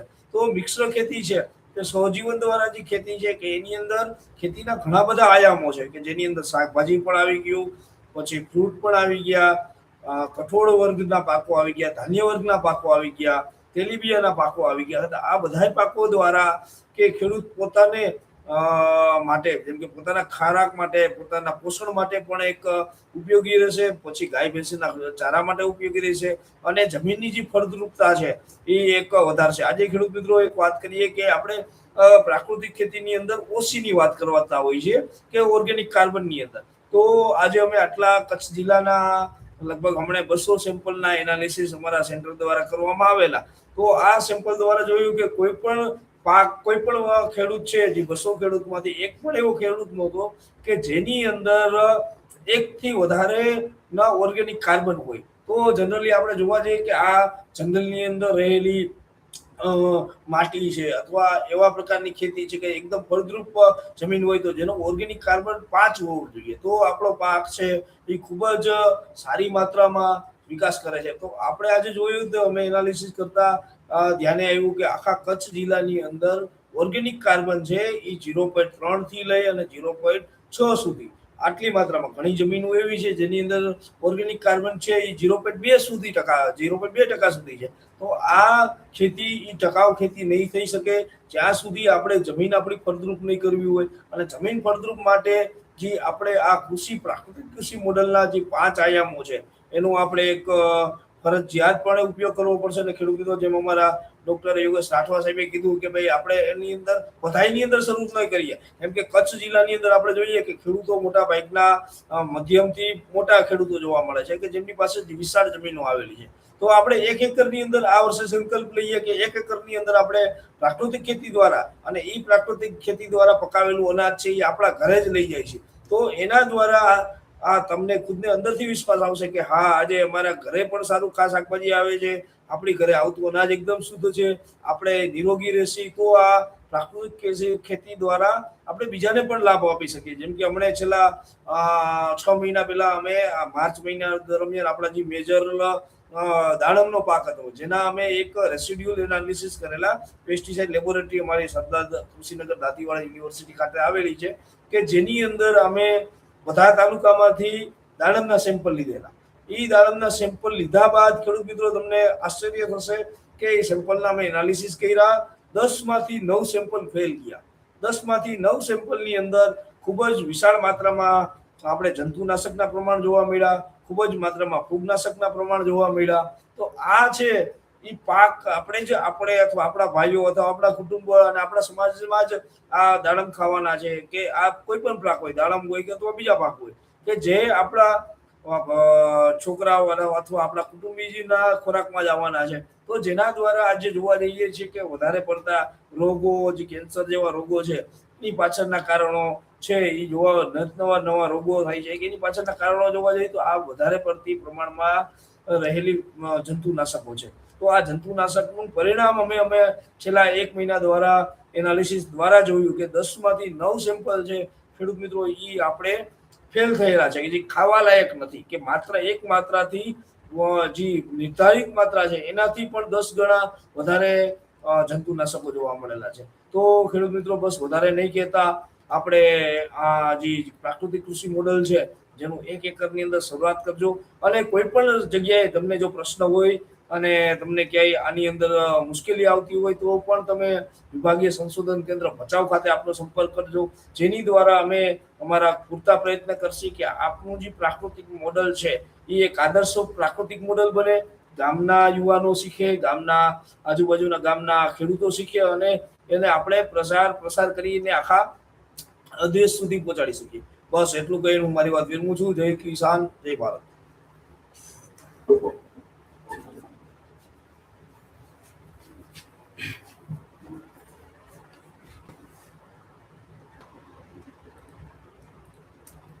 ખૂબ ખૂબ આભાર સાહેબ. ડોક્ટર RM જાડેજા સાહેબે ખૂબ જ સરસ એવી માહિતી આપી અને આપણને પ્રાકૃતિક કૃષિ વિશે માર્ગદર્શન પૂરું પાડ્યું, કે જે પ્રાકૃતિક કૃષિના આયામો છે એ આયામો કેવી રીતે મહત્વ ધરાવે છે અને સાથે સાથે એ આયામો પાછળનું જે વૈજ્ઞાનિક અભિગમ છે એ અભિગમ વિશે આપણને ખૂબ જ એવી સારું એવું માર્ગદર્શન પૂરું પાડવામાં આવ્યું છે. જેમ કે એમણે જણાવ્યું કે જીવામૃતમાં રહેલા જીવામૃતનો ઉપયોગ કરવાથી જીવામૃતમાં રહેલા જે જીવાણુઓ છે એ જીવાણુઓ કઈ રીતે લાભદાયી સાબિત થાય છે અને જે જમીનમાં રહેલા પોષક તત્વો છે પોષક તત્વોને કઈ રીતે પાકને પૂરો પાડે છે એના વિશે આપણને ખૂબ જ સારી રીતે સમજણ આપી. સાથે સાથે EC છે અને pH છે એ કુદરતી જે પ્રાકૃતિક કૃષિના આયામો દ્વારા કઈ રીતે આપણે નિયંત્રિત કરી શકીએ એના વિશે પણ ખૂબ જ સરસ એવું સારું એવું માર્ગદર્શન પૂરું પાડ્યું છે. તો આપણું આગળનું આપણે વક્તવ્ય જાણીએ તો એમાં જે જમીનને સુધારવા માટે પ્રાકૃતિક કૃષિની પદ્ધતિઓ છે એના વિશે આપણે જાણીશું. એના માટે આપણી સાથે જોડાયેલા છે ડોક્ટર નરેન્દ્રસિંહ ભુંબડિયા સાહેબ. તો હું સાહેબને વિનંતી કરીશ કે આપણને જણાવે કે પ્રાકૃતિક કૃષિ દ્વારા આપણે જમીનને કઈ રીતે સુધારી શકીએ. તો હું સાહેબને વિનંતી કરીશ કે તેઓ આપણને વક્તવ્ય રજૂ કરે.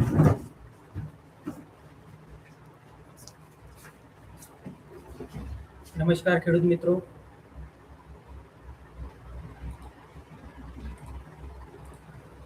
આપણે જાડેજા સાહેબે આપણને પ્રાકૃતિક કૃષિ વિશે ઘણી બધી સમજણ આપી છે અને આપણે હવે એ પ્રાકૃતિક કૃષિ વિશે આગળ વિસ્તારપૂર્વક સમજણ મેળવીશું. પ્રાકૃતિક કૃષિ જમીનમાં કઈ રીતના ફાયદાકારક નીવડશે, આપણના જમીનને કઈ રીતના ફાયદો કરશે તે આજે આપણા લેક્ચરમાં સમજીશું. સૌપ્રથમ મારો પરિચય આપી દઉં તો મારું નામ છે ડોક્ટર નરેન્દ્રસિંહ ભુંબડિયા. સહસંશોધન વૈજ્ઞાનિક તરીકે વિભાગીય સંશોધન કેન્દ્ર ભચાઉ ખાતે હું ફરજ બજાવી રહ્યો છું. અને આપણને થોડા સમય પહેલા જાડેજા સાહેબે ખૂબ જ સરસ અને સરળ ભાષામાં પ્રાકૃતિક કૃષિમાં કઈ રીતે આ જેટલા બી જીવામૃત છે ઘન જીવામૃત આપણને ફાયદો કરશે એના વિશે વિસ્તૃત માહિતી આપી છે. હવે એ જ વસ્તુની હું તમને જમીનમાં કઈ રીતના ફાયદો કરશે અને જમીનની ફળદ્રુપતા કઈ રીતના વધારશે એના વિશે હું તમને ખૂબ જ શોર્ટ પરંતુ જાણવાલાયક માહિતી અમને પૂરી પાડીશ. સૌપ્રથમ પ્રાકૃતિક કૃષિ એટલે શું ખેડૂત મિત્રો એ આપણે સમજવાની ખૂબ જરૂર છે. પ્રાકૃતિક કૃષિ જેના અર્થ જ થાય છે કે પ્રાકૃતિક આધારિત કૃષિ. પ્રાકૃતિક આધારિત કૃષિનો આપણે ધારો કે ભૂતકાળ તપાસીએ તો ભૂતકાળમાં આપણા જેટલા બી જૂના વડવાઓ છે તે હંમેશા પ્રકૃતિના આધારે પ્રકૃતિના ખોળે ખેતી કરતા હતા, જેમાં છાણિયું ખાતર છે એ ખાતરનો ફક્ત વપરાશ કરીને અને બધું આપણું જે ખાધાન્ય છે, ફળફળાદી છે, બધું પકાવતા હતા. અત્યારે જો આપણે કલ્પના કરીએ તો ચર્ચા કરી, જંગલમાં કોઈ પણ જાતનું ખાતર આપણે ખેડૂત મિત્ર નાખવા જવાની જરૂર પડતી નથી. ત્યાં ફક્ત અને ફક્ત કુદરતી રીતે જ છોડવાઓ મોટા થાય છે અને તેના ફળાદી લાગે છે ને એ વપરાય છે. તો સેમ એવી રીતના પ્રાકૃતિક કૃષિ એ આપણા જમીનમાં પણ થઈ શકે. એવું નથી કે ફક્ત એ જંગલમાં જ થાય. એ જ વ્યવસ્થાપન આપણે આપણા જમીનમાં કરવું ખૂબ જરૂરી છે. કારણ કે પ્રાકૃતિક કૃષિ કરવા માટે ઘણા બધા પરિબળો છે. કારણ કે હવે આજના જમાનાની વાત કરીએ તો છેલ્લા 10 વર્ષથી ભારતભરમાં દરેક જગ્યાએ કેન્સરથી લઈને ગંભીર સમસ્યાઓ વધી રહી છે, અને જેનું એક કારણ આપણી રાસાયણિક ખાતરયુક્ત તથા જંતુનાશક યુક્ત ખોરાક છે, ફળફળાદી છે, શાકભાજી છે. તો એ જે સમસ્યાઓ શરીરમાં વધી રહી છે એનું મુખ્ય એક કારણ આપણો ખોરાક પણ છે. તો એ ક્યાંથી આવ્યો એ આપણે સૌપ્રથમ જાણીએ, તપાસ કરીએ તો સૌપ્રથમ આવે છે કે પ્રાકૃતિક કૃષિ ન કરવા છોડીને આપણે રાસાયણિક ખાતર અને જંતુનાશક દવાનો વપરાશ વધ્યો. તમને એક ઉદાહરણ આપું કે રાસાયણિક ખાતર કઈ જગ્યાએ વધે.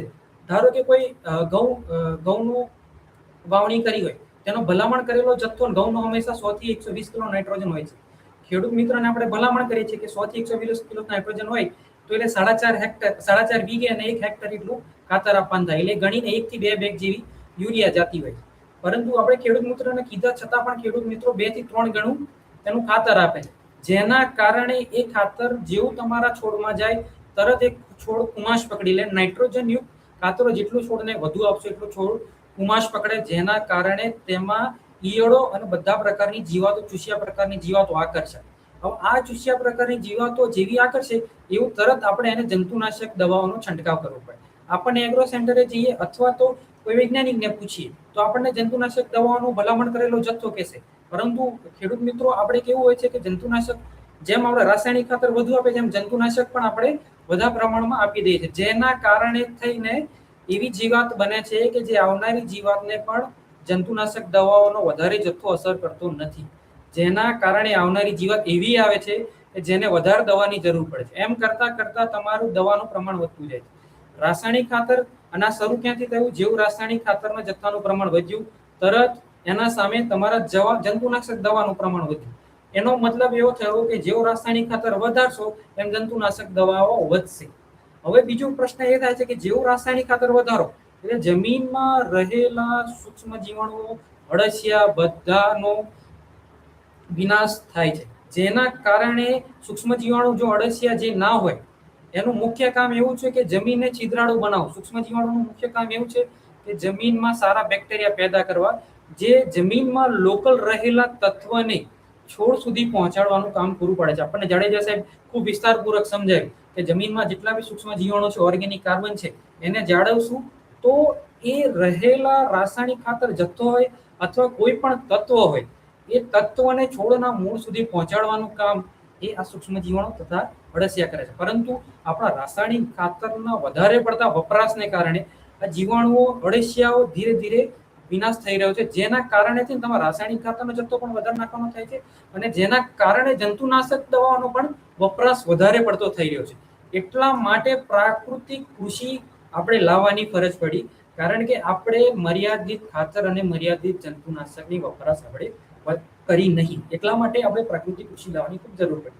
જેટલા કારણે આપણે પ્રાકૃતિક કૃષિ એટલે પ્રાકૃતિક આધારિત કૃષિ. પ્રાકૃતિક આધારિત કૃષિનો મતલબ થાય સૌથી પહેલું આવે આપણા માટે દેશી ગાય.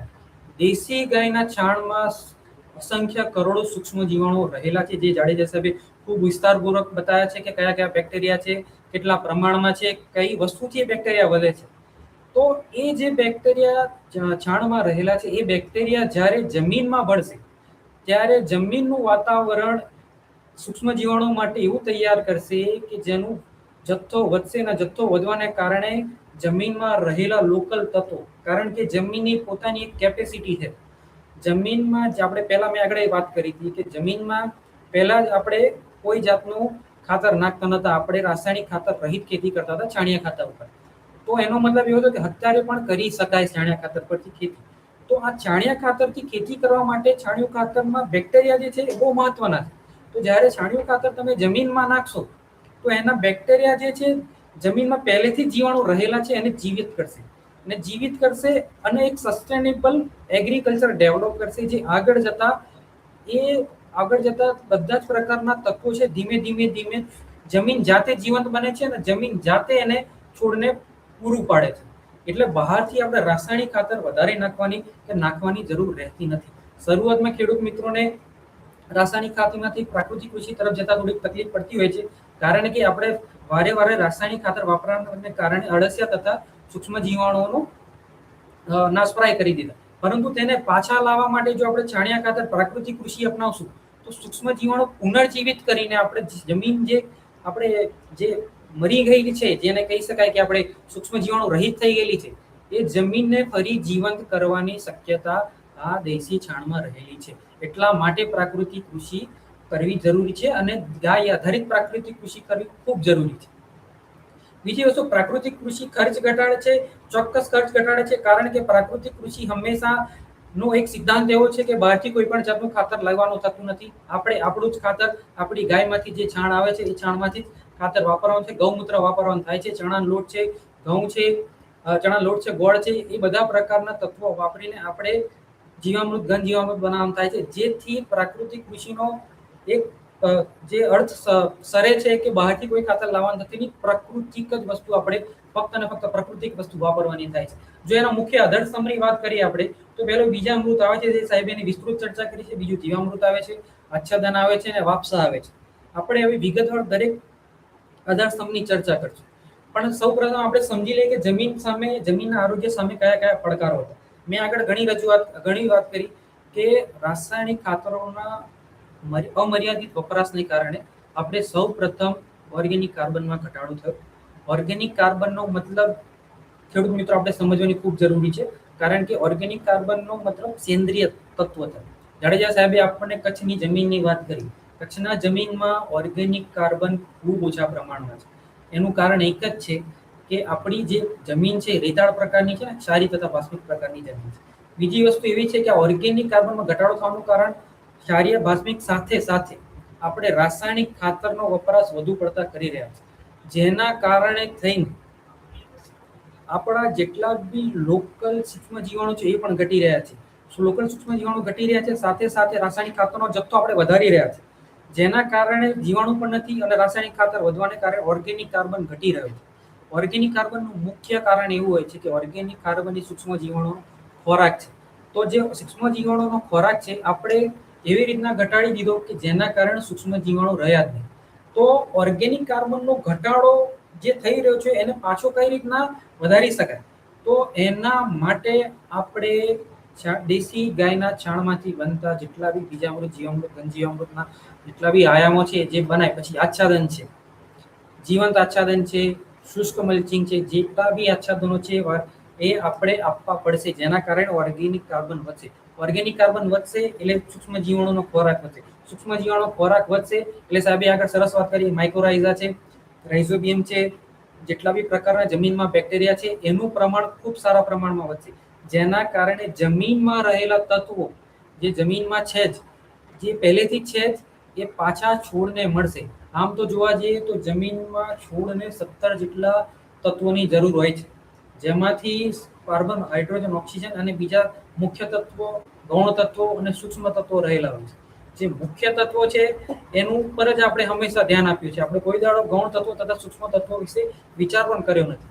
હવે જ્યાં 17 તત્વો છે એનું ઘટવાનું કારણ એક છે ઓર્ગેનિક કાર્બન ઘટ્યું. ઓર્ગેનિક કાર્બન જેવો ઘટે એટલે 17 તત્વોમાંથી સૂક્ષ્મ તત્વો સૌથી પહેલા ઘટી જાય. સૂક્ષ્મ તત્વો ઘટે એના પછી ગૌણ તત્વો ઘટે. તો આ જે બે તત્વો ઘટે જે કૃષિમાં, ખેતીમાં સૌથી વધારે ફાયદાકારક પહોંચાડનારા તત્વો છે. તો ઓર્ગેનિક મુખ્ય કારણ એક જ છે કે ઓર્ગેનિક કાર્બન જેવું ઘટશે, જેવું સૂક્ષ્મ જીવાણુ ઘટશે, જેના કારણે 17 જેટલા તત્વો છોડને મળવા જોઈએ પણ એ મળશે નહીં. ગણીને આપણે જેટલું ખાતર આપીએ છીએ મુખ્ય તત્વોનું, નાઇટ્રોજનયુક્ત ખાતર, ફોસ્ફરસયુક્ત ખાતર, પોટેશયુક્ત ખાતર, એ જ ફક્ત છોડને મળશે. જેના કારણે શું થાય? ખાતર વધી જાય, છોડને તત્વો બીજા મળવાના ઓછા થઈ જાય. એટલે શું થાય કે છોડનો વિકાસ વધારે પડતો થયા કરે અને છોડની જે હેલ્થ રહેવી જોઈએ જે રહે નહીં અને એમાં જીવાણુઓનો એટેક વધી જાય, જેના કારણે તમારે દવાઓ વધારે મારવી પડે. એટલા માટે ઓર્ગેનિક કાર્બન જે ઘટી રહ્યું છે એને આપણે સરપ્લસ કરવો પડશે. સરપ્લસ કરવા માટે આચ્છાદન ખૂબ જ પ્રાકૃતિક કૃષિનું એક મહત્વનું આયામ છે. આચ્છાદન કારણ કે 40 ડિગ્રી ટેમ્પરેચરે જે આપણો બી ઓર્ગેનિક કાર્બન હોય હવામાં ઉડી જાય છે, જેના કારણે ઓર્ગેનિક કાર્બન ઘટે એટલે તરત આપણે મેં આગળ વાત કરીએ સૂક્ષ્મ જીવાણુની જથ્થો ઘટી જાય છે, જેના કારણે તમારા તત્વો બધા જે છોડને મળવા જોઈએ મળતા નથી. લાભદાયી સૂક્ષ્મ જીવાણુ છે બધા ધીરે ધીરે ઓછા થતા જાય છે. બીજું ખેડૂત મિત્રો એવું છે કે પહેલા આપણે જ્યારે વરસાદ પડતો ત્યારે આપણે જ્યારે ખેતરમાં આંટો મારવા જતા ત્યારે અળસિયા છે એ આપણે જોતા કે નરી આંખે જોઈ શકાતા અને જે ઉપરથી આમથી આમ ફરતા હોય, જેના કારણે એક છિદ્રાળુ વાતાવરણ જમીનમાં તૈયાર થાય. જે છિદ્રાળુ વાતાવરણ છે જમીનમાં જે તૈયાર થાય છે એ છિદ્રાળુ વાતાવરણને કારણે જે વરસાદનું પાણી છે, વરસાદ છે એ જમીનમાં ઉતરી જતો અને જ્યારે વરસાદ જમીનમાં ઉતરતો એટલે આપણા જે ભૂગર્ભ જળો છે, બોર છે, કુવા છે, બધા રિચાર્જ થતા. જે ભૂગર્ભ જળ રિચાર્જ થતા અને પાણી આપણને ભરપૂર માત્રામાં કુવામાં રહેતું.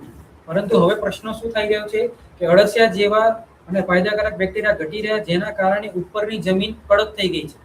ઉપરની જમીન જેવી કડક થાય એટલે શું થાય, વરસાદમાં જે પાણી આવે પાણીથી ઇરોઝન થાય એટલે ઉપર ધોવાણ વધી જાય. ધોવાણ વધે એટલે ખેડૂત મિત્રો આપણી જમીન જે છે કરોડો વર્ષે ખાલી લાખો વર્ષો કરોડો વર્ષ થતા જેને 15 સેન્ટીમીટર જે લેયર બન્યું હોય એ ફક્ત 5-6 ચોમાસામાં એ આખું લેયર ધોવાઈ જાય, જેના કારણે જેવું લેયર આખું જતું રહ્યું ઉપરનું આખું પડ કે જેમાં અસંખ્ય તત્વો રહેલા છે, તો એ તત્વો જતા રહે એટલે તમારા ખાતરનો રાસાયણિક ખાતરનો જથ્થો વધુ આપો અથવા એને 3 ગણો આપો, 4 ગણો આપો, છતાં પણ પાકને કોઈ ફાયદો થતો નથી. એનું કારણ એક જ છે ખેડૂત મિત્રો કે ઉપરનું લેયર આપણા અળસિયા જતા રહ્યા, જેના કારણે ઉપરનું લેયર કડક થઈ ગયું અને એ લેયર વરસાદ પડવાને કારણે ધોવાઈ ગયું અને જેના કારણે ઉપરનું લેયર જતું રહ્યું, ઉપરનું પડ જતું રહ્યું, જેથી આપણા મુખ્ય તત્વો સાથે સાથે સૂક્ષ્મ તત્વોની ઉણપ પણ દેખાવામાં, જેના કારણે એ ધોવાણ થવાને કારણે આપણે એનું નુકસાન છે આપણા ગ્રાઉન્ડ વોટર જે ભૂગર્ભ જળ છે ત્યાં સુધી દેખાય છે. એટલે ખેડૂત મિત્રો ખૂબ ધ્યાનમાં રાખવાની બાબત છે. આપણે શરૂઆત થઈ હતી ફક્ત અને ફક્ત રાસાયણિક ખાતર વધુ આપવાને કારણે હાલ એનું નુકસાન આપણા ભૂગર્ભ જળ સુધી પણ આવી રહ્યું છે. એનો મતલબ એવો થાય છે કે જેટલું બી આપણું ભૂગર્ભ જળ છે એ પરોક્ષ રીતના આપણા રાસાયણિક ખાતરના જથ્થા સાથે સંકળાયેલું છે. એટલે ખેડૂત મિત્રો આપણે જમીન આરોગ્ય એટલે જ પ્રાકૃતિક કૃષિ સાથે જોડી રાખીએ છીએ, કારણ કે પ્રાકૃતિક કૃષિ હંમેશા અળસિયા તથા ફાયદાકારક બેક્ટેરિયાની સંખ્યા વધારવામાં ખૂબ મહત્વની કામગીરી કરે છે. કારણ કે જો જમીન છિદ્રાળુ નહીં હોય તો તમારું પાણી સંગ્રહ નહીં થાય, તળાવમાં પાણી ભેગું નહીં થાય અને બધું જ પાણી નદી વાટે અથવા બહાર જતું રહેશે, જમીન ધોવાશે અને પાણી નદીમાં વહીને દરિયા ભેગું થઈ જશે. એટલા માટે ખેડૂત મિત્રો આપણે પ્રાકૃતિક કૃષિ અપનાવવી જોઈએ અને આપણે ધ્યાન રાખવું જોઈએ કે આપણા પ્રાકૃતિક કૃષિ અપનાવવા આપણા જમીનમાં અળસિયા વધે. હવે 3 મુખ્ય પ્રાકૃતિક ખાતર જો આપણે હવે જમીન આરોગ્ય વિશે ચર્ચા કરી રહ્યા છે તો સૌપ્રથમ 3 મુખ્ય પ્રાકૃતિક ખાતર વિશે આપ સૌએ જાણવું જોઈએ. આમ તો બધા ખેડૂત મિત્રોને ખ્યાલ જ છે કે બીજામૃત કેમનું બનાવવું, જીવામૃત કેમનું બનાવવું અને ઘનજીવામૃત કેમનું બનાવવું. બીજામૃત એ હંમેશા વાવણી પહેલા બીજ સંસ્કરણ માટે, રોગ માટે, રક્ષણ માટે આપણે બીજામૃત વાપરતા હોઈએ છીએ. બીજામૃત બનાવવા માટે તો આપણે એની વિધિ સૌ ખેડૂત મિત્રો જાણીએ છીએ.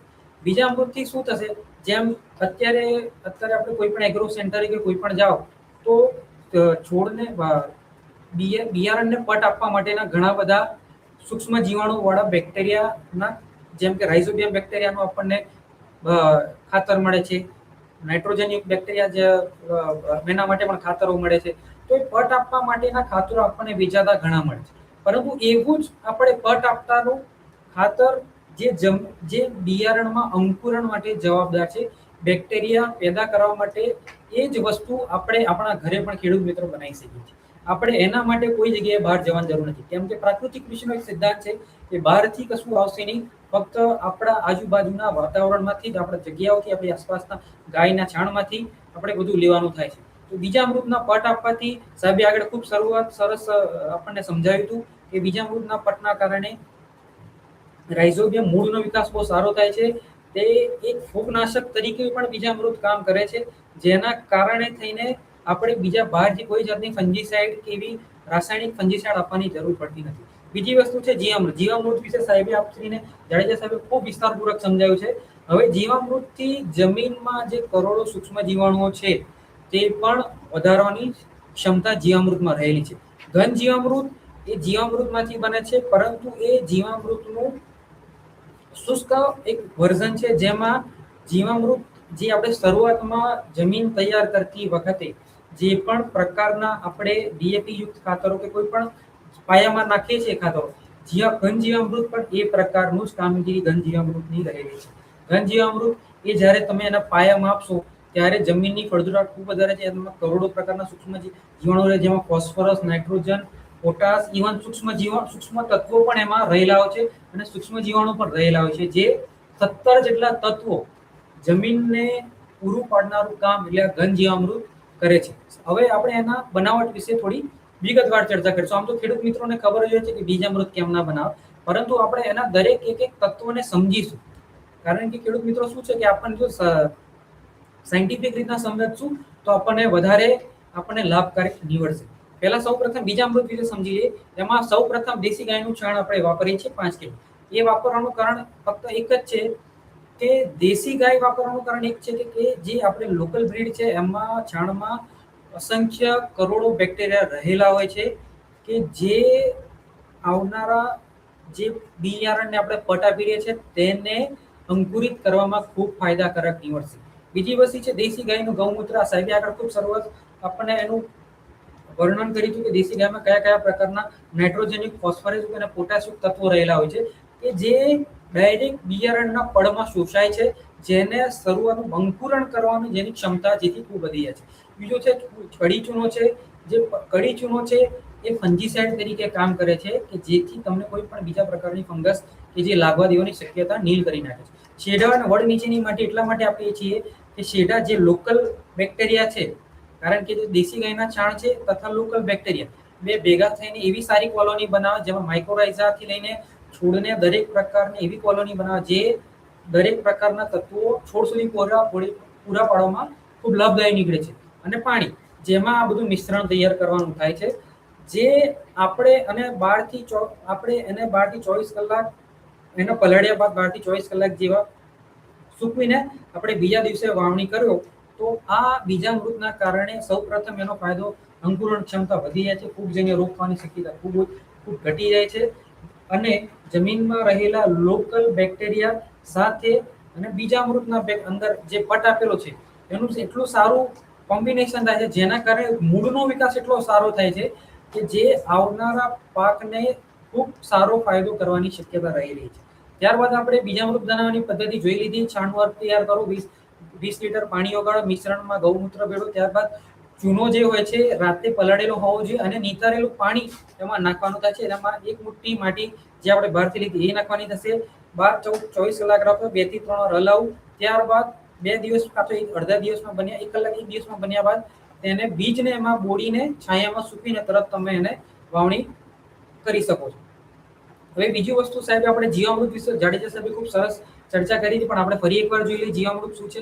સૌપ્રથમ જીવામૃતનું બનાવટ તો આપણે બધા જાણીએ છીએ, છતાં પણ આપણે જાણી લઈએ કે દેશી ગાયનું છાણ છે એ હંમેશા દરેક કમ્પોનન્ટમાં રહેલું છે અને દેશી ગાયનું ગૌમૂત્ર કમ્પોનન્ટમાં રહેલું છે. કારણ કે એનું મુખ્ય કારણ એક જ છે કે દેશી ગાયનું છાણ અને ગૌમૂત્રમાં ઘણા બધા તત્વો રહેલા છે અને દેશી ગાયનું છાણમાં અસંખ્ય કરોડો સૂક્ષ્મ જીવાણુ રહેલા છે કે જે મૂળમાં જમીનમાં સૂક્ષ્મ જીવાણુનું પ્રમાણ એટલું ખૂબ વધારે છે જેથી બીજા બહારથી ખાતર આપવાની જરૂરિયાત ઘટી જાય છે, જેના કારણે થઈને આપણે જીવામૃત આપવું પડે.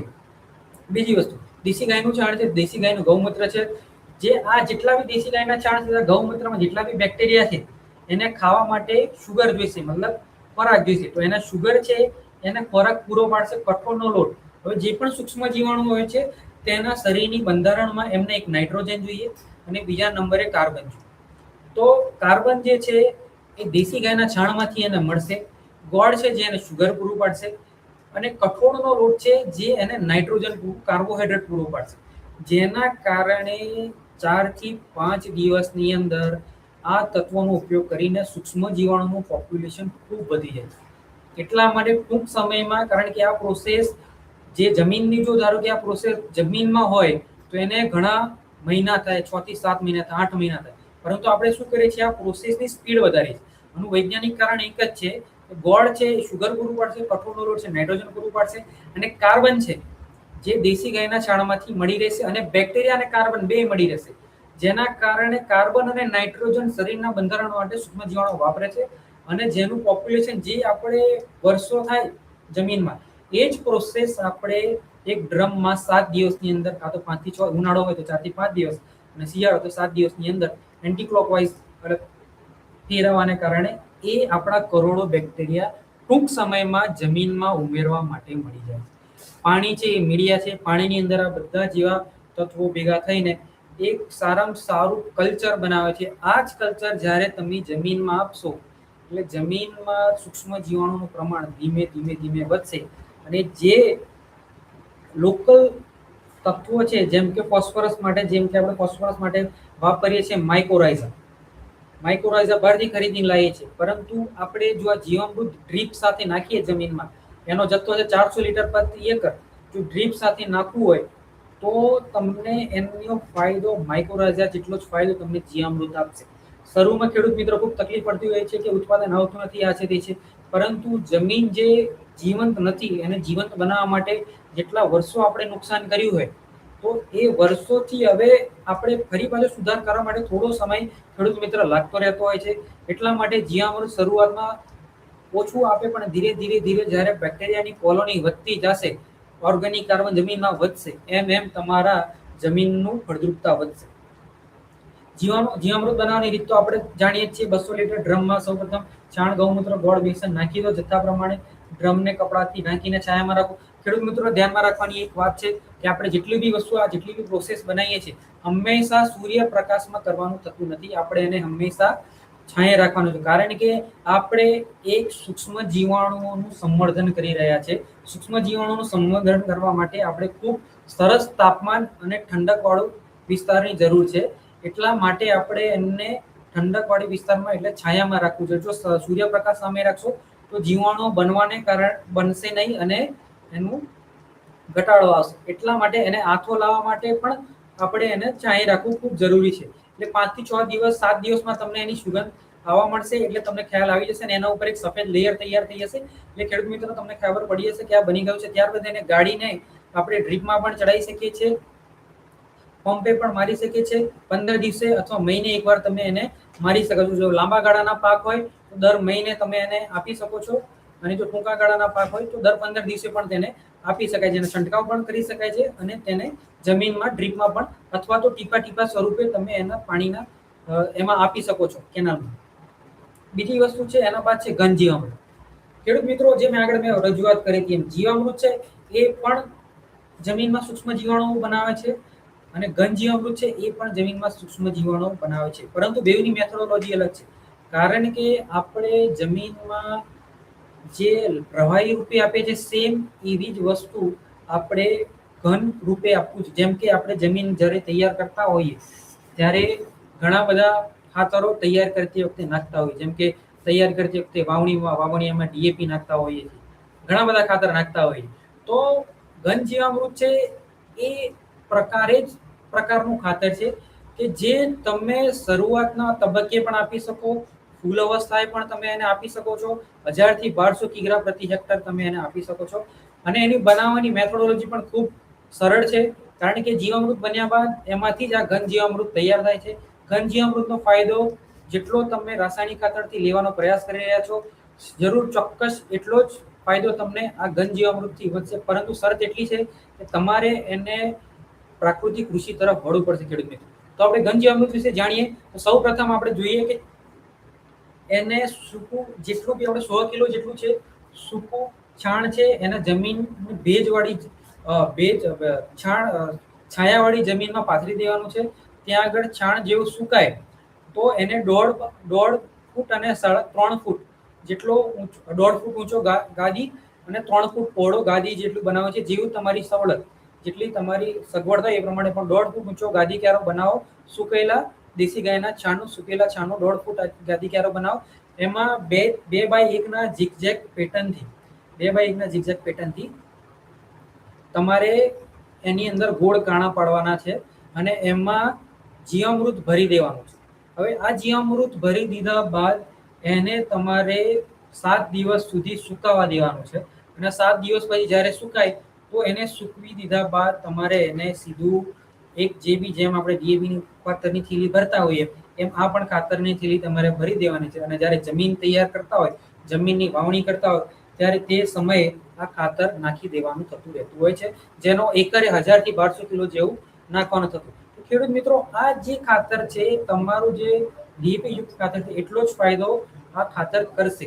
એટલે ઘન જીવામૃત સૂકું દાણાદાર ખાતર છે જેનાથી તમારા જમીનમાં ચોક્કસ ફળદ્રુપતા વધશે. બીજી વસ્તુ, ઘન જીવામૃતથી શું ફાયદો થશે કે જેટલા આપણા જમીનમાં રહેલા અળસિયા છે, કારણ કે અળસિયાને પણ ખોરાક જોઈએ, કારણ કે અળસિયાનો નાશ થવાનું કારણ એક જ હતું કે જમીનમાં રહેલા બેક્ટેરિયાથી લઈ અને એને જે ખાવા માટે જે ઓર્ગેનિક કાર્બનથી લઈને દરેક વસ્તુ જે જીવાતો છે બધું ખાવા માટે અળસિયાને જગ્યા જોઈએ અને ખોરાક જોઈએ. પણ આપણે શું કર્યું કે જમીનને વધારે પડતા રાસાયણિક ખાતર નાખવાને કારણે જમીનમાં વધારે પડતા ક્ષાર, જમીનમાં વધારે પડતા રસાયણ, જેના કારણે અળસિયાનું સર્વાઈવ કરવું ખૂબ મુશ્કેલ થઈ ગયું, જેના કારણે અળસિયા રહ્યા નહીં.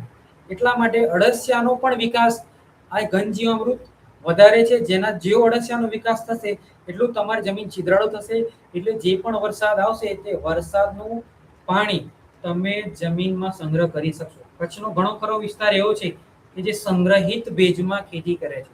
સંગ્રહિત ભેજમાં ખેતી કરનારા ખેડૂતો માટે અળસિયા ખૂબ જરૂરી, કારણ કે ચોમાસું સિઝનમાં જો પાણી ધોવાય એના કરતાં જો જમીન ઉપર અથવા જમીનમાં ભરાય તો એ સંગ્રહિત ભેજમાં તમે ખેડૂત મિત્રો, ભાલ વિસ્તાર છે, ઘણો વિસ્તાર એવો છે કે જે સંગ્રહિત ભેજથી ખેતી કરે છે, જેનું શિયાળુ ખેતીમાં એ સંગ્રહિત ભેજનો ઉપયોગ કરી શકે છે અને જેના કારણે થઈને એને સારું ઉત્પાદન મળવાની શક્યતા છે. એટલે જમીનનું સાચવણી કરવા માટે ઘન જીવામૃત નાખો, જેના કારણે તમારા અળસિયા આવે, એની સાથે સાથે સૂક્ષ્મ જીવાણુ વધે અને જેવા સૂક્ષ્મ જીવાણુ વધે એટલે તમારા છોડને જરૂરી 17 તત્વો છોડના સુધી પહોંચી જાય. એટલે ઘન જીવામૃતના ઘણા ફાયદા છે ખેડૂત મિત્રો. ત્યારબાદ એક વસ્તુ ધ્યાનમાં રાખવું કે ફક્ત દેશી ગાયનું છાણ, ગૌમૂત્ર જ વાપરવું જોઈએ. એને એટલા માટે શંકર જર્સી ગાયનું એટલા માટે નહીં, કારણ કે દેશી ગાયના સાહેબે આગળ એક પીપીટી પ્રેઝન્ટેશન કર્યું હતું, એમાં સાહેબે ખૂબ સમજાવ્યું હતું આપણાને કે દેશી ગાયના છાણમાં સૌથી વધારે બેક્ટેરિયા રહેલા હોય છે. આ જે બેક્ટેરિયા છે એનું પ્રમાણ જેટલું વધારે જમીનમાં જશે એટલું જ પ્રમાણ જમીનમાં વધશે. એટલા માટે આપણે દેશી ગાયના છાણના ગૌમૂત્રનો વપરાશ કરી રહ્યા છીએ. બીજી વસ્તુ મેં આગળ એકવાર કીધું હતું કે આ જેટલું બી જીવામૃત, ઘન જીવામૃત તમે બનાવી રહ્યા છો એનો તમારે હંમેશા છાયામાં સંગ્રહ કરવો રહેશે, કારણ કે જો તમે એને છાયામાં સંગ્રહ કરશો તો તેમાં રહેલા બેક્ટેરિયાનું પોપ્યુલેશન વધશે. જો સીધા તડકામાં સૂક્ષ્મજીવોનો સંગ્રહ કરશો તો તે નાશ થશે અને પછી આપણને જે ફાયદો આપણને જોઈએ છે એ મળશે નહીં. અને બીજી વસ્તુ, જેમ કે જીવામૃત છે, હંમેશા 5 થી 7 દિવસની અંદર વાપરી કાઢવું જોઈએ ખેડૂત મિત્રો. જો વધારે સમય રહેશે તો પછી એમાં સૂક્ષ્મ જીવાણુ ઘટતા જતા હોય છે. એટલા માટે 5 થી 7 દિવસમાં વાપરી કાઢવું જોઈએ. અને ત્યારબાદ જ્યારે જીવામૃત બનાવતા હોઈએ તો સવારે અને સાંજ, સાહેબે આગળ સરસ કીધું હતું કે સવારે અને સાંજ બે વાર આપણે એને ગોળ દિશામાં ક્લોકવાઇઝ ફરાવતું રહેવું પડશે, જેથી બેક્ટેરિયાનું પ્રમાણ વધે અને જેના કારણે જીવાણુનું પ્રમાણ વધે, જેના કારણે જમીનમાં જીવાણુ એડ થાય, જમીન સ્વયં સંચાલિત બને. ત્રીજી વસ્તુ છે, હવે આપણે જે છે આ જમીન રિલેટેડ વાત કરી, આપણે આપણું જે વક્તવ્ય છે હંમેશા જમીન રિલેટેડ હશે. આચ્છાદનથી જમીનમાં શું ફાયદા થાય? સૌપ્રથમ તો આચ્છાદનથી, હવે જે લોકો વર્મી કમ્પોસ્ટની બનાવવાની પદ્ધતિ જાણતા હશે એ લોકો ખેડૂત મિત્રોને જાણ હશે કે જો આચ્છાદન અથવા મલ્ચિંગ અથવા છાંયડામાં જો તમે વર્મી કમ્પોસ્ટનું જો પ્રોડક્શન કરો તો તેમાં સૂક્ષ્મ જીવાણુ સાથે સાથે અળસિયાનું પ્રમાણ પણ ખૂબ વધારે જોવા મળે, કારણ કે અળસિયાનું જેટલું પ્રમાણ વધારે એટલું તમારી ઓર્ગેનિક કાર્બનથી લઈને દરેક તત્વોનું પ્રમાણ વધે. એટલે આચ્છાદનમાં પાછા 2 થી 3 પ્રકારના આચ્છાદન છે. એક સૂકા આચ્છાદન છે, બીજું છે લીલું આચ્છાદન. જેમ કે આપણે મિશ્ર પાકો આગળ ચર્ચા કરશું, મિશ્ર પાકોમાં પણ આપણે જોઈશું કે મિશ્ર પાકોમાં હંમેશા, કારણ કે પ્રાકૃતિક કૃષિનો એક આયામમાં મિશ્ર પાક પણ સમાવેશ કરવામાં આવે છે. મિશ્ર પાકોમાં જેમ કે ઘઉં વાવતો હોય તો જે ઘઉં અનાજના પાકો છે એના કઠોળના પાક જોઈ લે, કારણ કે કઠોળના પાકોમાં નાઇટ્રોજન સ્થિરીકરણ કરવાની ક્ષમતા છે, જે નાઇટ્રોજન સ્થિરીકરણ તો કરશે, સાથે સાથે લીલું આચ્છાદન ઘઉંમાં પૂરું પાડશે, એટલે ભેજ લાંબો સમય ટકાવી રાખશે. એટલે આચ્છાદન આ લેવલે ખૂબ જરૂરી છે. બીજા નંબરે આચ્છાદન જમીનના અળસિયા વધારશે. અને ત્રીજી વસ્તુ મેં તમને કીધું હતું કે 40 ડિગ્રી ટેમ્પરેચરે જમીનમાં રહેલો ઓર્ગેનિક કાર્બન, જે જમીન જેવી ખુલ્લી થાય તરત ઓર્ગેનિક કાર્બન જમીનમાંથી હવામાં ઉડી જાય છે, એને પણ ઘટાડો આપણે આચ્છાદનથી કરી શકીએ. એટલે મુખ્યત્વે આચ્છાદન એટલા માટે મહત્વનું છે કે સૌ પ્રથમ જમીનમાં સૂક્ષ્મ જીવાણુ વધારશે.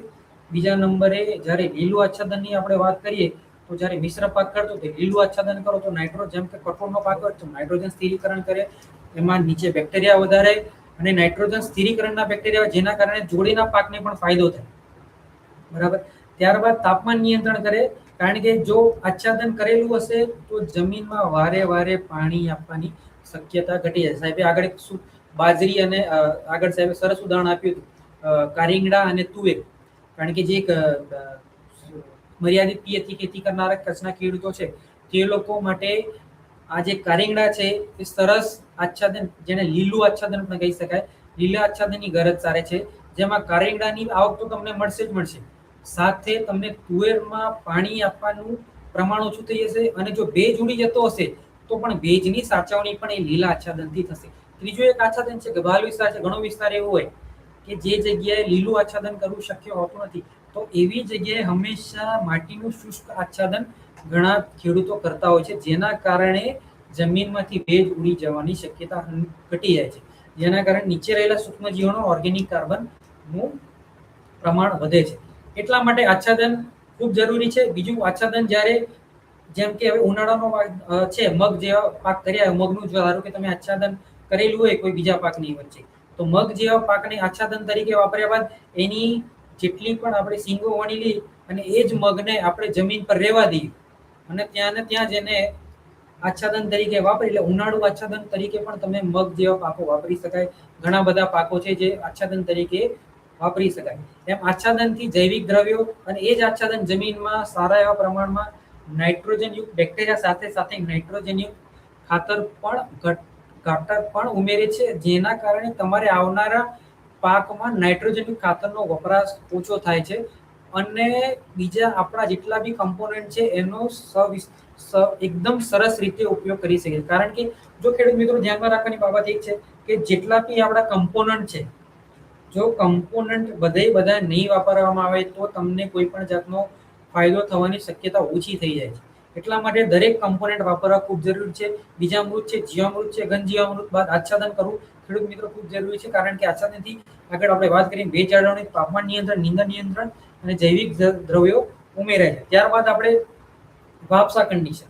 વાપસા કન્ડિશન દરેક ખેડૂત મિત્રો ખૂબ સારી રીતના જાણતા હોય છે.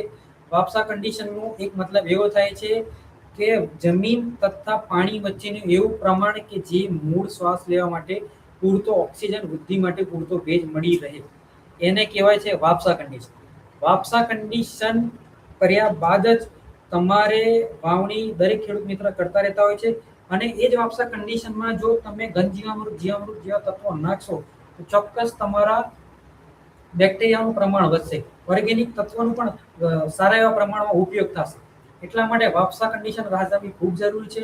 વધારે પડતું પાણીને કારણે હંમેશા બધા ખેડૂત મિત્રો જાણતા જ હોય છે કે વધુ પડતું પાણી હોય અને વધુ પડતી પાણી ભરાઈ જાય તો છોડને મળવો જોઈએ તો ઓક્સિજન શક્યતા ઘટી જાય છે, જેના કારણે છોડ આગળ જીવી શકતો નથી. એટલા માટે વાપસા કન્ડિશન જાળવવા માટે, વાપસા કન્ડિશન કેવી રીતના જાળવશું ખેડૂત મિત્રો, કે આપણે જમીનમાં રહેલો ઓર્ગેનિક કાર્બન સાચવશું તો અળસિયા વધશે, અળસિયા વધશે, સેન્દ્રિય તત્વ વધશે, ઓર્ગેનિક કાર્બન વધશે, સૂક્ષ્મ જીવાણુ વધશે, જેના કારણે છિદ્રાળુ વાતાવરણ તૈયાર થશે.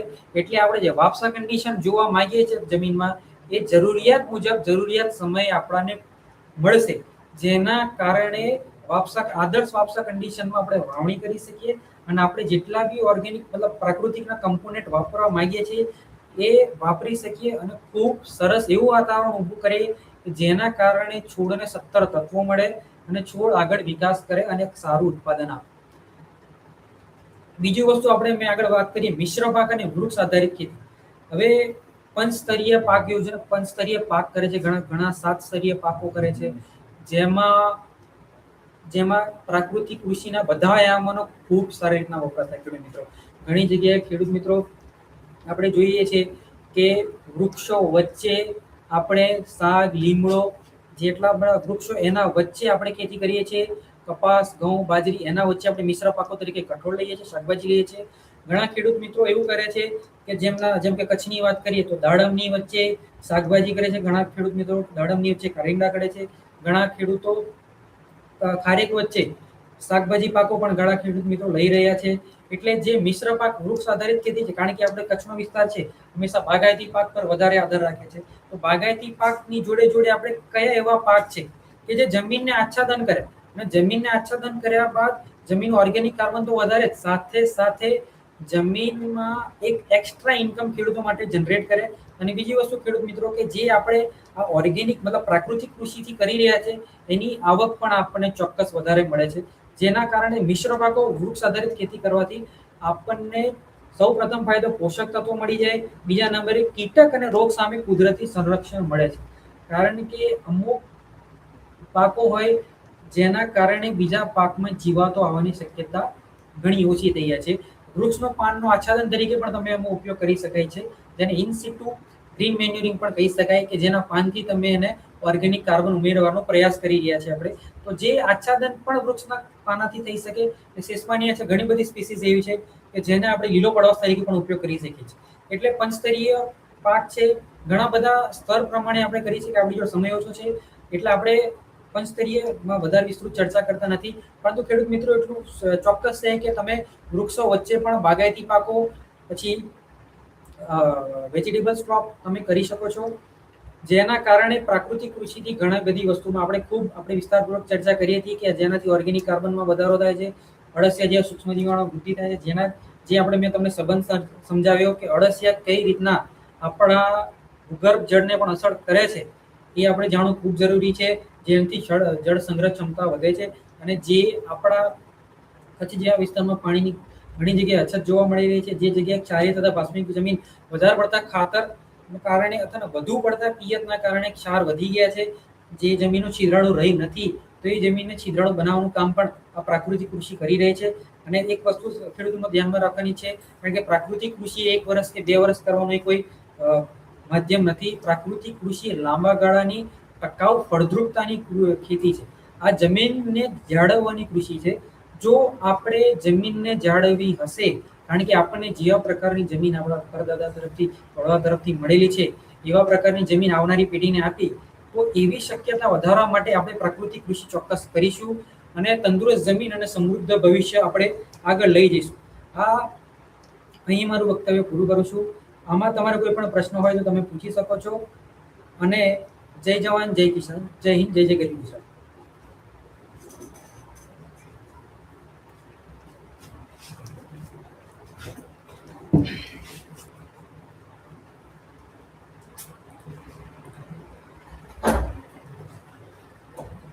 ખૂબ ખૂબ આભાર ડૉક્ટર નરેન્દ્રસિંહ ભોંભડિયા સાહેબનો.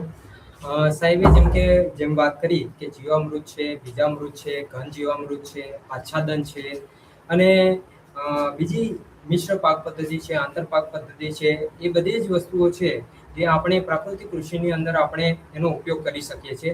અને એના દ્વારા આપણે જમીનનું બંધારણ છે, જમીનની રાસાયણિક અથવા તો ભૌતિક ગુણધર્મો છે, એ કઈ રીતે એનું ભૌતિક ગુણધર્મો કઈ રીતે બદલાઈ શકે છે અને એ આપણને કઈ રીતે લાભદાયી સાબિત થઈ શકે, એ માટે ખૂબ જ ઉપયોગી એવી માહિતી સાહેબ દ્વારા આપવામાં આવી.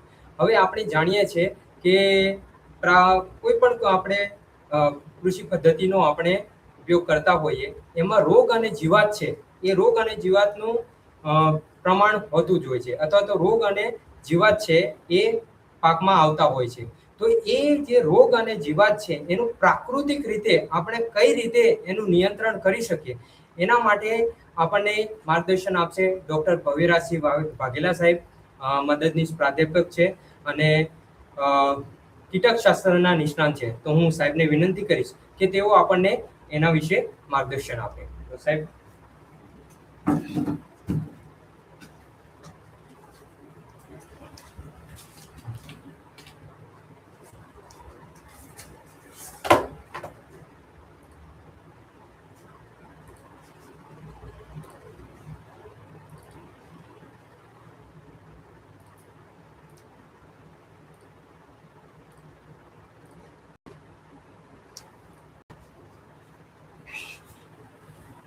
નમસ્કાર. યુટ્યુબના લાઈવ માધ્યમથી જોડાયેલા તમામ ખેડૂત મિત્રો અથવા કૃષિ વ્યવસાય સાથે જોડાયેલા કોઈ પણ રીતે જોડાયેલા તમામ મિત્રોને આભાર માનીશું યોગેશ રાઠવાજીનો કે યુટ્યુબ લાઈવના માધ્યમથી આપ સર્વેને આટલું સારું માર્ગદર્શન પૂરું પાડવા માટેનો મોકો પૂરો પાડ્યો. હવે મારા બે સાહેબો મારા આગળ આપને બહુ જ સારી રીતે પ્રાકૃતિક કૃષિમાં પાક વ્યવસ્થાપન અને પ્રાકૃતિક કૃષિમાં જમીન સુધારણા તેમજ પ્રાકૃતિક કૃષિ પાછળનો જે વૈજ્ઞાનિક અભિગમ છે બહુ સારી રીતે સમજાવી દીધો છે. આ પછી પ્રશ્ન થતો હોય ખેડૂત મિત્રોને કે આપણા ખેતરમાં આપણા પાકમાં આવતા રોગ જીવાતને અટકાવવા માટે આપણે શું કરી શકીએ. પ્રશ્નનો મોસ્ટલી અત્યારે જે કૃષિ ચાલી રહી છે એમાં એક જ જવાબ છે કે આપણે દવા ખરીદશું અને દવાનો છંટકાવ કરીશું. પરંતુ આ દવાના છંટકાવમાં આપણા જમીનની, આપણી પોતાની, આપણા પરિવારની અને જે કોઈ પણ વ્યક્તિ આપણા પાકનું જે ઉત્પાદન ખાતો હોય છે એને નુકસાન થતું હોય છે. હવે એ દવાઓનો ઉપયોગ ન કરતા એના સિવાય આપણા પાકમાં આવતા જીવાત અને રોગોને આપણે કઈ રીતે અટકાવી શકીએ એના વિશે આજે આપણે ચર્ચા કરવાની છે. એ ચર્ચામાં 100% આપને સારું એવું માર્ગદર્શન પૂરું પાડવાનું આપણે ટ્રાય કરીશું. તો સૌથી પહેલા આપણે પાક સંરક્ષણ જે છે એનું જે વૈજ્ઞાનિક અભિગમ છે એ સમજવાનો પ્રયાસ કરીશું. તો પ્રાકૃતિક કૃષિમાં જે આપણે જીવાત અને રોગનું વ્યવસ્થાપન કરીએ છીએ, આપણે પૂરેપૂરો રોગ કે જીવાતને અટકાવવાનો પ્રયાસ કરતા નથી. જો કે એ અટકાવવું દવાથી પણ સંભવ નથી, પરંતુ પ્રાકૃતિક કૃષિમાં જે વૈજ્ઞાનિક અભિગમ છે એ એવો છે કે જીવાતનો નાશ કરવાનો નથી, પરંતુ તેનું વ્યવસ્થાપન કરવાનું. હવે વ્યવસ્થાપન મેળવવા માટે આપણે કયા કયા પગલાં લેવા જોઈએ, તો એ પગલાઓમાં છે જીવંત જમીન કે જેનાથી આપણો છોડ સ્વસ્થ થઈ શકે, સ્વસ્થ છોડ કે જેના ઉપર ઓછી જીવાત અને રોગ આવશે, અને પ્રાકૃતિક રીતે એનું કુદરતી સંતુલન જળવાઈ રહે. જેમ કે જંગલો છે, જંગલો 24 કલાક વર્ષના 12 મહિના લીલાછમ રહેતા હોય છે. ક્યારે જંગલમાં જઈને તમે જોયું કે એક ઈયળના ઉપદ્રવ અથવા એક મોલો મચ્છીના ઉપદ્રવના લીધે આખું જંગલ ઢંકાઈ ગયેલું જોવા મળ્યું? ના. કેમ કે એવું જોવા એટલા માટે નથી મળતું કે ત્યાં એક કુદરતી સંતુલન ચાલી રહ્યું છે, કે જ્યાં એક પરભક્ષી કીટકો અથવા બીજા જે જીવ છે કે જે જીવ આ નુકસાનકારક કીટકો ઉપર નભતા હોય છે એમની સંખ્યા પૂરતા પ્રમાણમાં હોય છે, અને પૂરતા પ્રમાણની સંખ્યા હંમેશા આ જે નુકસાનકારક જીવો હોય છે એમને કંટ્રોલ કરતી હોય છે. જો આ જે નેચરલ બેલેન્સ જે જળવાઈ રહ્યું છે, કુદરતી સંતુલન જે જળવાઈ રહ્યું છે, એ જ સંતુલન આપણે આપણા ખેતર સુધી લઈને આવવાનો પ્રયાસ કરવાનો છે. એના સાથે એ કરવા માટે આપણે મિત્રજીવ અને સૂક્ષ્મ જીવોનું સંરક્ષણ કરવું પડશે. એ સંરક્ષણ કરવા માટે આપણે કયા કયા પગલાં લેવા જોઈએ? સૌથી પહેલું અને મહત્વનું તો પગલું એ જ છે કે આપણા ખેતરની અંદર ઉપયોગ કરવામાં આવતા રસાયણોનો ત્યાગ કરવો, અને ત્યારબાદ નિવારક વ્યવસ્થાપન પદ્ધતિનો ઉપયોગ કરવો.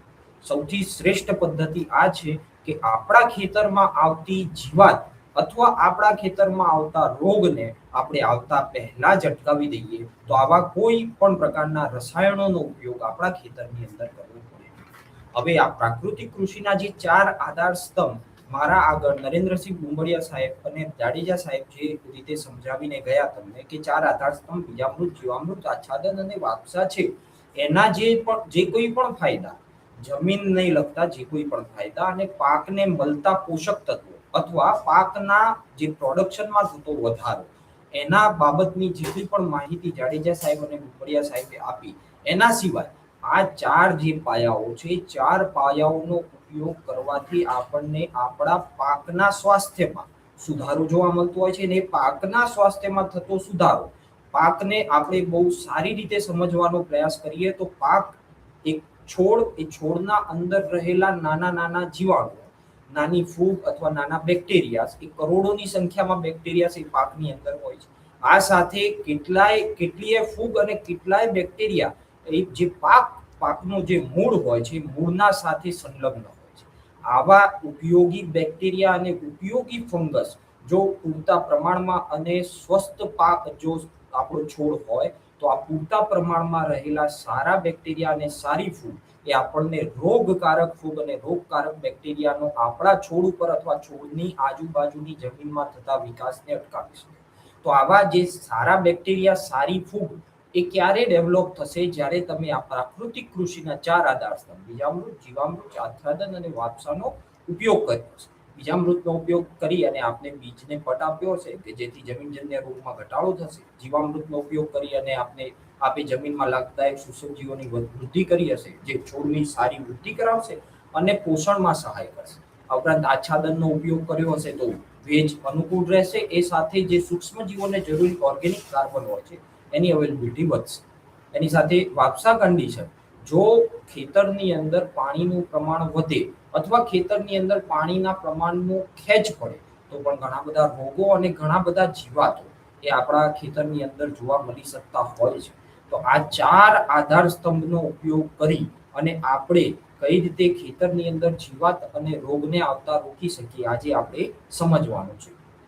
થોડુંક ડિટેલમાં વાત કરીએ તો પ્રાકૃતિક કૃષિમાં આજે મેં આગળ મિત્ર કીટક, મિત્ર જીવ, કીટક એકલા નહીં કહું, મિત્ર જીવ બધા કહીશ અને કુદરતી શત્રુઓનું વ્યવસ્થાપન કઈ રીતે કરવું એને સમજવાનો થોડો પ્રયાસ કરીશું. થોડુંક ફોટોગ્રાફ્સ અહીંયા મૂકેલા છે.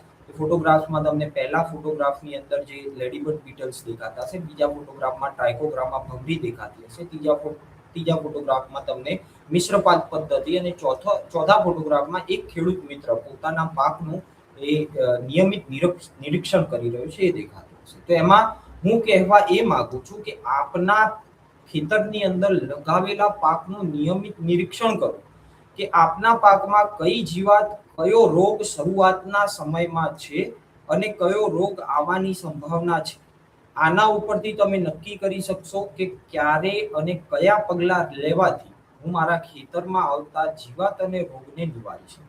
બીજું છે મિત્ર જીવોનું સંરક્ષણ કરવું. તો આજે લેડીબર્ડ બીટલ, ક્રાઇસોપા, કરોળિયો, ટ્રાઇકોગ્રામા ભમરી, આના સિવાય જે આપણા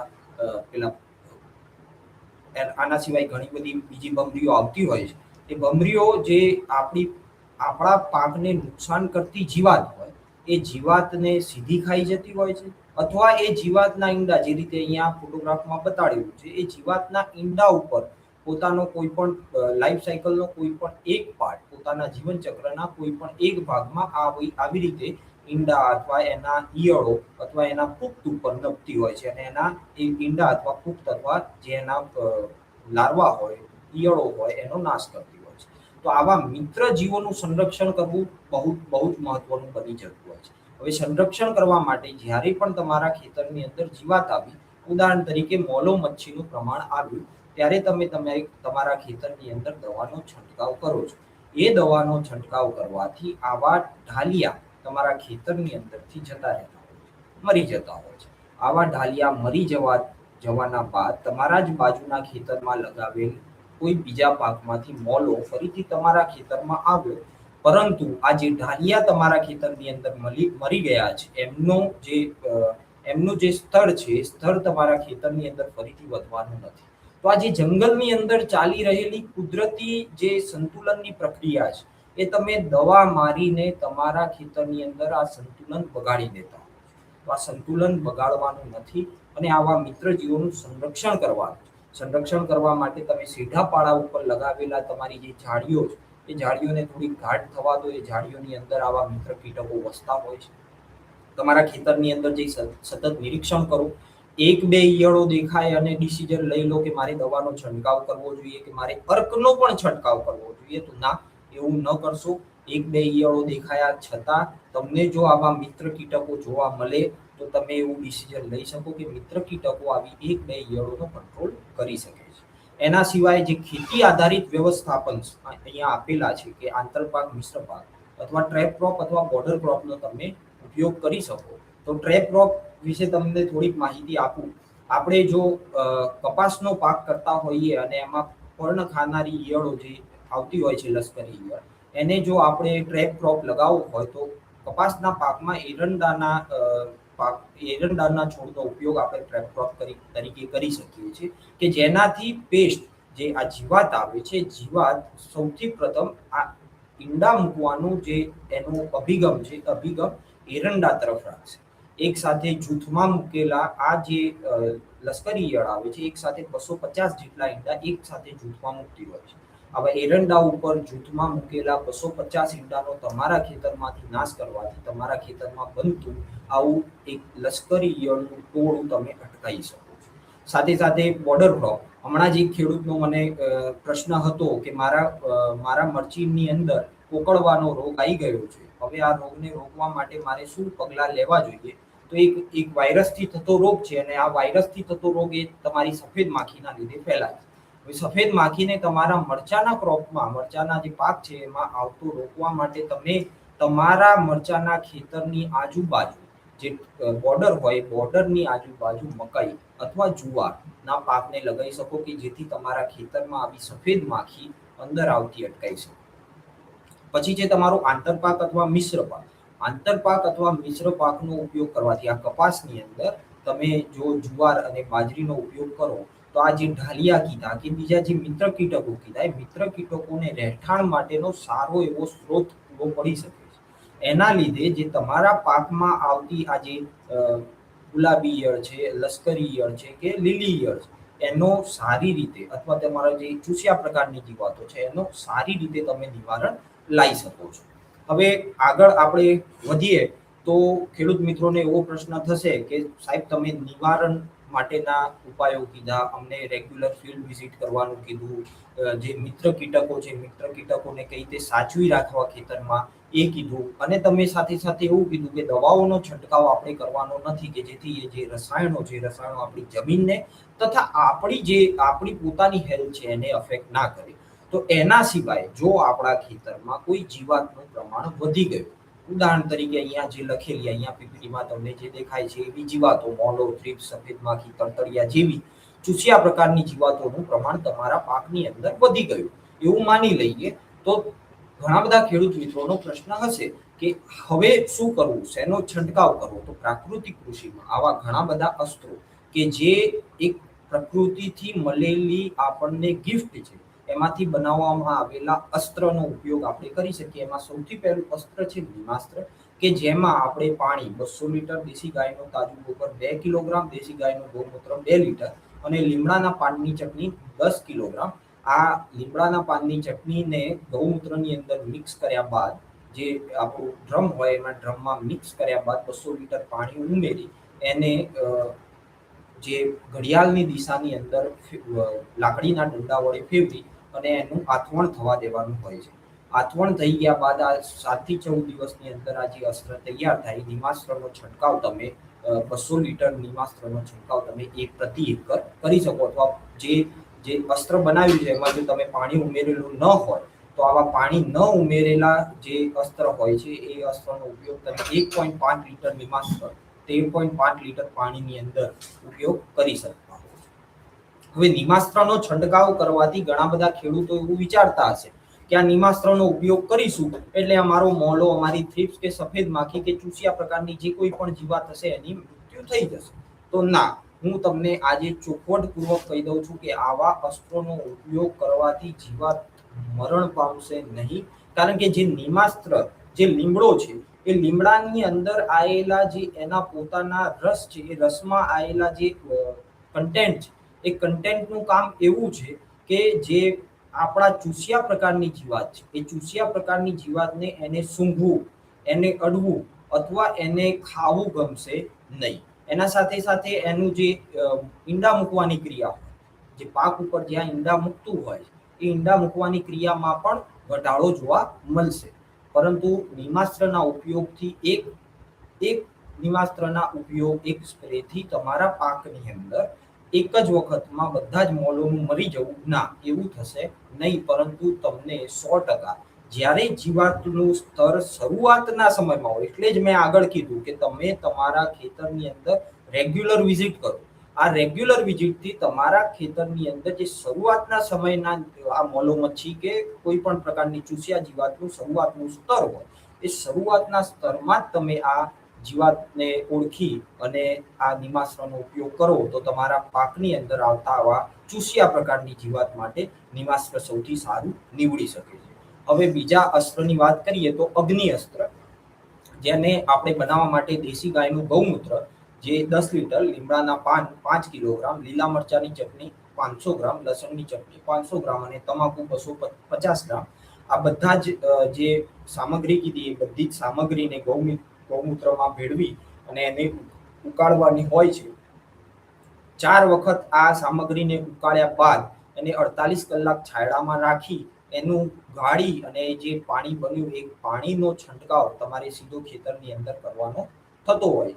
આ અગ્નિ અસ્ત્રનો ઉપયોગ તમે આગળ મેં ચૂસિયા પ્રકારની જીવાતો માટે નિમાસ્ત્રનો ઉપયોગ કીધો, એ જ રીતે અગ્નિ અસ્ત્રનો ઉપયોગ તમે પર્ણ ખાનારી જેટલી પણ પર્ણભક્ષી ઈયળો છે અથવા બીજી જે રીતે પાકને નુકસાન પહોંચાડતી નીચેથી થડ કાપી લઈ અને ખાતી ઈયળો હોય છે અમુક, એવી ઈયળોનો ઉપદ્રવ ઘટાડવા માટે તમે આવી અગ્નિ અસ્ત્રનો ઉપયોગ 100% કરી શકો છો. આ અગ્નિ અસ્ત્ર એ ફરીથી એક વખત નિમાસ્ત્રની જેમ જ જીવાતને ખોરાક લેતા અટકાવે છે, તીવ્ર ગંધથી જીવાત પાકથી દૂર રહે છે અને પર્ણભક્ષી જે જીવાતો છે એના નુકસાનમાં તમને ઘટાડો થતો જોવા મળતો હોય છે. હવે ત્રીજું અસ્ત્ર છે બ્રહ્માસ્ત્ર. તો આ બ્રહ્માસ્ત્રની અંદર આપણે દેશી ગાયનું ગૌમૂત્ર 10 લીટર, લીમડાના પાનની ચટણી 3 કિલોગ્રામ, કરંજના પાનની ચટણી 2 કિલોગ્રામ, સીતાફળના પાનની ચટણી 2 કિલોગ્રામ, એરંડાના પાનની ચટણી 2 કિલોગ્રામ અને ધતુરાના પાનની ચટણી 2 કિલોગ્રામ, આ બધાનું મિક્સર, આ બધાનું મિશ્રણ કરી અને ગૌમૂત્રમાં ભેળવી, આ ગૌમૂત્રમાં ભેળવ્યા પછી આ દ્રાવણને 4 વખત ઉકાળ્યા બાદ 48 કલાક છાયડામાં રાખ્યા બાદ એનો છંટકાવ કરવાથી તમારા જે પર્ણભક્ષી જીવાતો અથવા ચૂસિયા પ્રકારના જીવાતોનો શરૂઆતનો સમય, મતલબ તમારા ખેતરની અંદર એક સાથે 2 કે 2 થી વધુ જીવાતો તમને જોવા મળે છે ત્યારે આ બ્રહ્માસ્ત્ર, અને આગળ એક બીજું અસ્ત્ર આવશે જેની વાત આગળ કરીશું, આવા બ્રહ્માસ્ત્રનો ઉપયોગ કરવાથી તમારા ખેતરની અંદર આવેલી આવા શરૂઆતના સમયમાં આવેલી ચૂસિયા પ્રકારની તથા આ પર્ણભક્ષી વિવિધ પ્રકારની જીવાતોનો તમે સારી રીતે નિવારણ લાવી શકતા હો છો. હવે વાત કરી લઈએ 10 પળની અર્કની. તો 10 પળની અર્કને બનાવવા માટે તમારે 200 લીટર પાણી, 20 લીટર દેશી ગાયનું ગૌમૂત્ર, દેશી ગાયનું ગોબર 2 કિલોગ્રામ, 10 પ્રકારના કડવા દૂધવાળા પાન કે જેમાં જુદા જુદા પર્ણોનો સમાવેશ થઈ શકે, જેમાં કરંજનું પાન લઈ શકો, ધતુરાનું પાન લઈ શકો, આકડાનું પાન લઈ શકો અથવા કોઈ પણ પ્રકારના કડવા પર્ણ કે જે તમારા એરિયાની અંદર મળતા કોઈ પણ પ્રકારના કડવા પર્ણો, આવા પર્ણો કે જે ઢોર અથવા જે આપણે કહીએ દુધાળા પશુઓ પણ ખાવાનું ટાળતા હોય છે, એવા પર્ણનો રસ કાઢી, એવા પર્ણને ક્રશ કરી એનું મિશ્રણ બનાવી અને આ સામગ્રીને પ્લાસ્ટિક ડ્રમમાં ભેળવવાની હોય છે અને 30 થી 40 દિવસ આથો આપવાની પ્રક્રિયા કરવાની હોય છે અને એને નિયમિત હલાવવાનું હોય છે. ત્યારબાદ એનો છંટકાવ આપણે કરવા માટે ગાળી અને ત્યારબાદ એનો છંટકાવ આપણે ખેતરમાં કરી શકતા હોઈએ. તો મેં જે આગળ વાત કરી કે આવા પર્ણો, ધતુરાનું હોય કે પછી આકડાનું પર્ણ હોય અથવા લીમડાનું પર્ણ હોય કે જેને પશુઓ ખાતા પણ 2 વખત વિચાર કરે, એવા પર્ણનો અર્ક બને, એવા પર્ણનો જે રસ બહાર આવે, એનામાં આથવણ પેદા થાય, એ આથવણનો છંટકાવ તમારા પાક ઉપર કરવામાં આવે તો પાક ઉપર પાકનો રસ ચૂસવા આવેલી જીવાત અથવા પાકનો પર્ણ ખાવા આવેલી જીવાત, પાકનું પર્ણ ખાવા કે રસ ચૂસવા આવેલી જીવાત પણ પોતે સૂંઘતી હોય છે. સૂંઘ્યા બાદ જ એ પાકની પસંદગી કરતી હોય છે કે આ પાક મારે ખાવાનો છે અને આ પાક મારે ખાવાનો નથી. તો આ સૂંઘવાની અથવા ચાખવાની પ્રક્રિયામાં આપણે આ 10 પળની અર્ક કે નિમાસ્ત્ર કે બ્રહ્માસ્ત્ર જેટલા પણ અર્ક મેં અહીંયા શીખવાડ્યા, એ અર્કનો ઉપયોગ કરી આ સૂંઘવાની, ચાખવાની અને ચાખ્યા બાદ આ ઈંડા મૂકવાની પ્રક્રિયામાં આપણે શું કરીએ છીએ, એમને અટકાવીએ છીએ. જેથી શું થશે કે આપણા ખેતરની અંદર આવતી આ કોઈ પણ પ્રકારની જે જીવાતો છે એ જીવાતોમાં સંખ્યામાં તમને ઘટાડો જોવા મળશે. હવે અહીંયા સુધી આપણે જીવાત વ્યવસ્થાપન, જે જીવાતો હોય એનું વ્યવસ્થાપન કઈ રીતે કરવું કયા અર્કોનો ઉપયોગ કરવો, જો આપણે પ્રાકૃતિક કૃષિ અપનાવીએ છીએ તો કયા અર્કોનો ઉપયોગ કરવો એ અર્ક વિશે મેં સારી રીતે સમજાવ્યું. હવે આપણે સમજવાનો ટ્રાય કરીએ કે જીવાત સિવાય આપણા પાકની અંદર ઘણા બધા રોગ આવતા હોય છે, જેમાં બેક્ટેરિયાજન્ય રોગ હોય, ફૂગજન્ય રોગ હોય, વાયરસજન્ય રોગ હોતા હોય છે. તો એને અટકાવવા માટે અથવા એ રોગનું પ્રમાણ આપણા ખેતરની અંદર પ્રમાણમાં વધી ગયું છે, તો એવા રોગને અટકાવવા માટે આપણે કયા પગલાં લઈ શકીએ અથવા કયા દ્રાવણોનો ઉપયોગ કરી શકીએ? તો સૌથી પહેલા 4 આધાર સ્તંભમાં આપણે વાત કરી હતી કે બીજામૃતનો ઉપયોગ કરવાથી મેં આગળ પણ સમજાવ્યું હતું કે છોડના આજુબાજુ જે છોડનો મૂળ હોય છે, મૂળના આજુબાજુ રહેવાવાળી ફાયદાકારક ફૂગ, ફાયદાકારક બેક્ટેરિયા, ફાયદાકારક એક્ટિનોમાઇસિટ્સના જે સંખ્યામાં એટલો બધો વધારો થતો હોય છે કે એ સંખ્યા ત્યાં હોવાના લીધે તેમના જે નુકસાનકારક ફૂગ અથવા નુકસાનકારક બેક્ટેરિયાની આપણે જે વાત કરીએ એમને કોમ્પિટિશન મળે. કઈ રીતે કોમ્પિટિશન થાય કે એક જગ્યાએ એક બળવો માણસ ખાવા માટે બેઠેલો છે, એની જ સાથે એક નબળા માણસને ખાવા માટે બેસાડો તો સીધી વાત છે કે જે બળવો માણસ છે નબળા માણસને દબાવી અને ખાવાનું થોડું વધારે ખાશે. તો એ જ રીતે જો આપણે સારા બેક્ટેરિયા અથવા સારી ફૂગ સારા પ્રમાણમાં આપણા છોડના મૂળની આજુબાજુ વિકસિત થયેલા છે, તો જે આપણને નુકસાન કરવાવાળી ફૂગ છે, નુકસાન કરવાવાળી ફૂગને વિકસવા માટે કોઈ પણ પ્રકારની જગ્યા અથવા કોઈ પણ પ્રકારના ખોરાક મળશે નહીં. સીધી વાત છે કે છોડના આજુબાજુ રહેલા આ જે બેક્ટેરિયા અને ફૂગ અને છોડની પોતાની રોગ પ્રતિકારક ક્ષમતા વધારે છે, તો તમારા છોડની અંદર રોગ આવવાની સંભાવના 100% ઘટી જશે. તો એના માટે આપણે બીજને પટ આપવું. હવે પ્રાકૃતિક કૃષિમાં બીજને પટ શેનાથી આપવો? તો બીજામૃતથી આપવો. એના જ લીધે મેં જે રીતે સમજાવ્યું કે બીજજન્ય અને જમીનજન્ય જેટલા પણ રોગો હશે એ રોગોમાં ઘટાડો થશે, તમારા બીજની અંકુરણ ક્ષમતા વધી જશે અને તમારા મૂળની આજુબાજુ અથવા મૂળનો જે વિકાસ હશે એ મૂળનો વિકાસ બહુ સારી રીતે થશે અને તમારા જે પ્રારંભિક રોગ છે, જે ઉગસુકનો રોગ આપણે મગફળીમાં કહીએ છીએ, આવા પ્રારંભિક રોગની અંદર 100% તમને ઘટાડો જોવા મળશે. હવે વાત કરીએ ખાટી છાશ, તો આનો ઉપયોગ ઘણા બધા ખેડૂતો કરતા હોય છે, જે પ્રાકૃતિક કૃષિ કરતા નથી એવા પણ ખેડૂતો કરતા હોય છે અને પહેલાના સમયમાં જ ખાટી છાશનો 100% ઉપયોગ થતો હતો. એના સાથે હું તમને એક સજેસ્ટ કરવા માંગીશ કે આવી ખાટી છાશનો જે તમારો છંટકાવ કરવો હોય અથવા તમારા ખેતરની અંદર આપવી હોય તો એ ખાટી છાશના અંદર જસતના ટુકડા અથવા એ ખાટી છાશને જસતના ગોળાની અંદર ભરીને રાખો. કારણ કે જસતની અંદર જે અંગ્રેજીમાં કહીએ તો જસત એ કોપર છે. હવે આપણે જે ફૂગનાશક દવાઓનો ઉપયોગ કરીએ છીએ, ફૂગનાશક દવાઓની શરૂઆત જ કોપરના લીધે થયેલી છે. તો આ ખાટી છાશ આવા જસતના વાસણમાં ભરી અથવા જસતના જે ટુકડા હોય ટુકડા ખાટી છાશમાં નાખી રાખવાથી, આગળ જાડેજા સાહેબે એક સારા ડેટા પ્રેઝન્ટ કર્યા, એ ડેટામાં તમને બતાવવામાં આવ્યું કે ખાટી છાશમાં જસતનું પ્રમાણ બહુ જ સારા પ્રમાણમાં જોવા મળેલું હતું. આ જસત તમારા ખેતરની અંદર ફૂગનાશક તરીકે કામ કરશે અને ખાટી છાશનો છંટકાવ કરવાથી તમારા જે ખેતરની અંદર જે પર્ણ છે એ પર્ણ ઉપર સારા બેક્ટેરિયા અથવા સારા ફૂગ અથવા જે આપણને ફાયદાકારક જીવ છે એમનો જે વધારો તમને એમની જે સંખ્યામાં જે વધારો જોવા મળશે, જેના કારણે નુકસાનકારક ફૂગ અથવા નુકસાનકારક બેક્ટેરિયા તમારા પર્ણ અથવા તમારો જે ક્રોપની કેનોપી, ક્રોપનો જે પાકનો ઉપરનો ભાગ છે એ ઉપરના ભાગ ઉપર આ વિકસતી ફૂગ અથવા વિકસતા બેક્ટેરિયાને 100% તમે અટકાવી શકીશું. એના સિવાય એ રોગના નિવારણ માટે એક આપણે સપ્ત ધાન્યાંકુર અર્ક નામની એક વસ્તુ બનાવી શકતા હોઈએ છીએ, જેમાં 7, એ નામ પોતે જ બોલે છે કે 7 જુદા જુદા પ્રકારના ધાન્ય, એ ધાન્યને લઈ અને એમનો અર્ક બનાવવાનો હોય છે, જે ગૌમૂત્રની અંદર આથો લાવી અને બનાવવામાં આવતો હોય છે, જેનાથી આપણી છોડની વૃદ્ધિમાં વધારો થાય, રોગ પ્રતિકારક શક્તિમાં વધારો થાય, સૂક્ષ્મ પોષક તત્વોની ઉપલબ્ધતા વધે, કે જેનો સીધો શું ઉપયોગ છે કે તે તમારા ખેતરની અંદર ઉભેલા પાકમાં જે રોગ પ્રતિકારક શક્તિ હોય છે વધારી તમારા પાકમાં આવતા આવા રોગના જે લક્ષણો હોય છે લક્ષણોમાં ઘટાડો કરે, રોગમાં ઘટાડો કરે.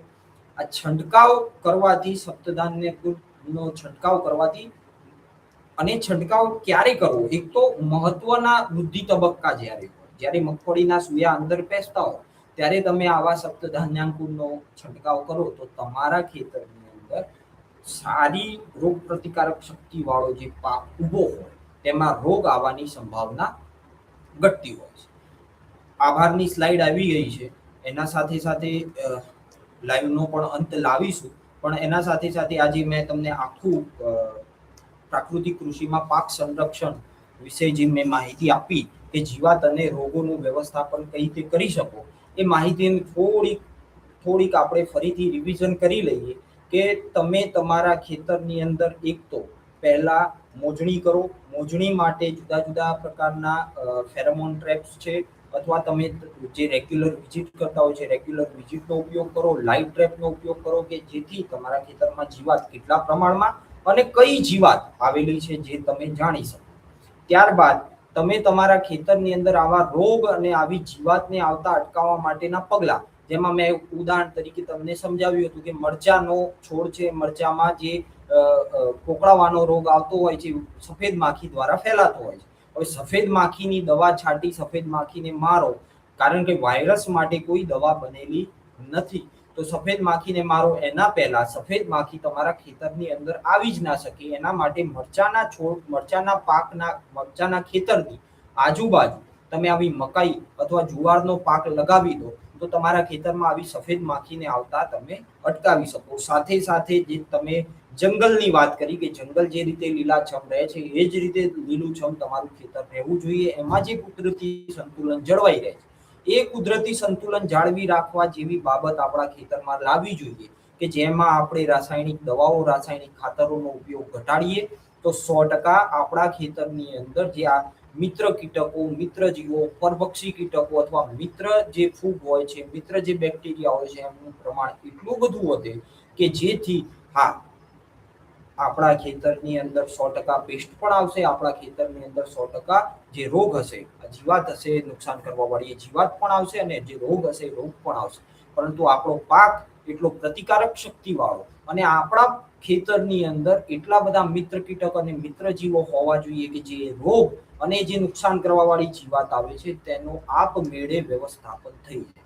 છતાં પણ મેં તમને ઘણા બધા અર્કો વિશે નિમાસ્ત્ર, બ્રહ્માસ્ત્ર, અગ્નિઅસ્ત્ર, ઘણા બધા દશપર્ણીય, ઘણા બધા અર્કો વિશે વિસ્તૃત માહિતી આપી કે જેની બનાવટ તમે કઈ રીતે કરી શકો, જેનો છંટકાવ તમે કઈ રીતે કરી શકો. એક વૈજ્ઞાનિક અભિગમ તમને સમજાવ્યો કે જેથી કાલે ઉઠીને તમને એવો પ્રશ્ન ન રહે કે એક સાહેબ આવ્યા હતા અને એમને એવું શીખવાડ્યું હતું કે આનો છંટકાવ કરીશું તો છંટકાવ કરવાથી આનું મૃત્યુ થશે, પણ મૃત્યુ તો થતી નથી. તો એક વૈજ્ઞાનિક અભિગમ રીતે તમને એ પણ સમજાવું કે છાસનો કે કોઈ નિમાસ્ત્રનો ઉપયોગ કરવાથી મોલો મચ્છી મરી જવાની નથી, પરંતુ એના જે ખાવાનો અથવા ઈંડા મૂકવાનો અથવા એના પાક ઉપર બેસવાનો જે એનો બિહેવિયર છે એમાં ચેન્જ આવતો હોય છે. એ ચેન્જ આપણે લાવવાનો છે અને આ રીતે જો આપણે પ્રાકૃતિક કૃષિમાં રોગ અને જીવાતનું વ્યવસ્થાપન કરીશું તો 100% એક આપણે ટકાઉ ખેતી તરફ આગળ વધશું. આપણો દેશ એ પોતે સ્વનિર્ભર બનશે. એ દેશને સ્વનિર્ભર બનાવવા માટે ખેડૂતને ઊભું થવું પડશે અને પ્રાકૃતિક કૃષિનો ઉપયોગ ચાલુ કરવો પડશે. આવા સ્વનિર્ભર ભારતની અંદર ટકાઉ કૃષિ કરતો ખેડૂત એ સારું ખાશે, સારું ખાવાવાળા લોકો, એક સારી પેઢી, યુવા પેઢી બનશે અને આપણું ભારત સશક્ત બનશે એવી આશા સાથે હું વિરમું છું. જય હિન્દ, જય ભારત.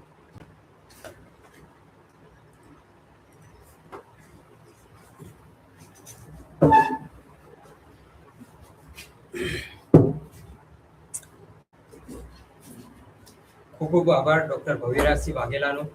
હવે આપણે આપણા તાલીમના અંત તરફ જઈ રહ્યા છીએ, તો હું આજના જે આપણા સૌ વક્તા છે ડૉક્ટર આર.એમ. જાડેજા સાહેબ, ડૉક્ટર નરેન્દ્રસિંહ ગોમડિયા સાહેબ અને ડૉક્ટર ભવ્યરાજસિંહ સાહેબ, આ સૌનો હું ખૂબ ખૂબ આભાર માનું છું. અને આ તાલીમનો અંત હું એક સુંદર વિચાર સાથે કરવા માંગુ છું.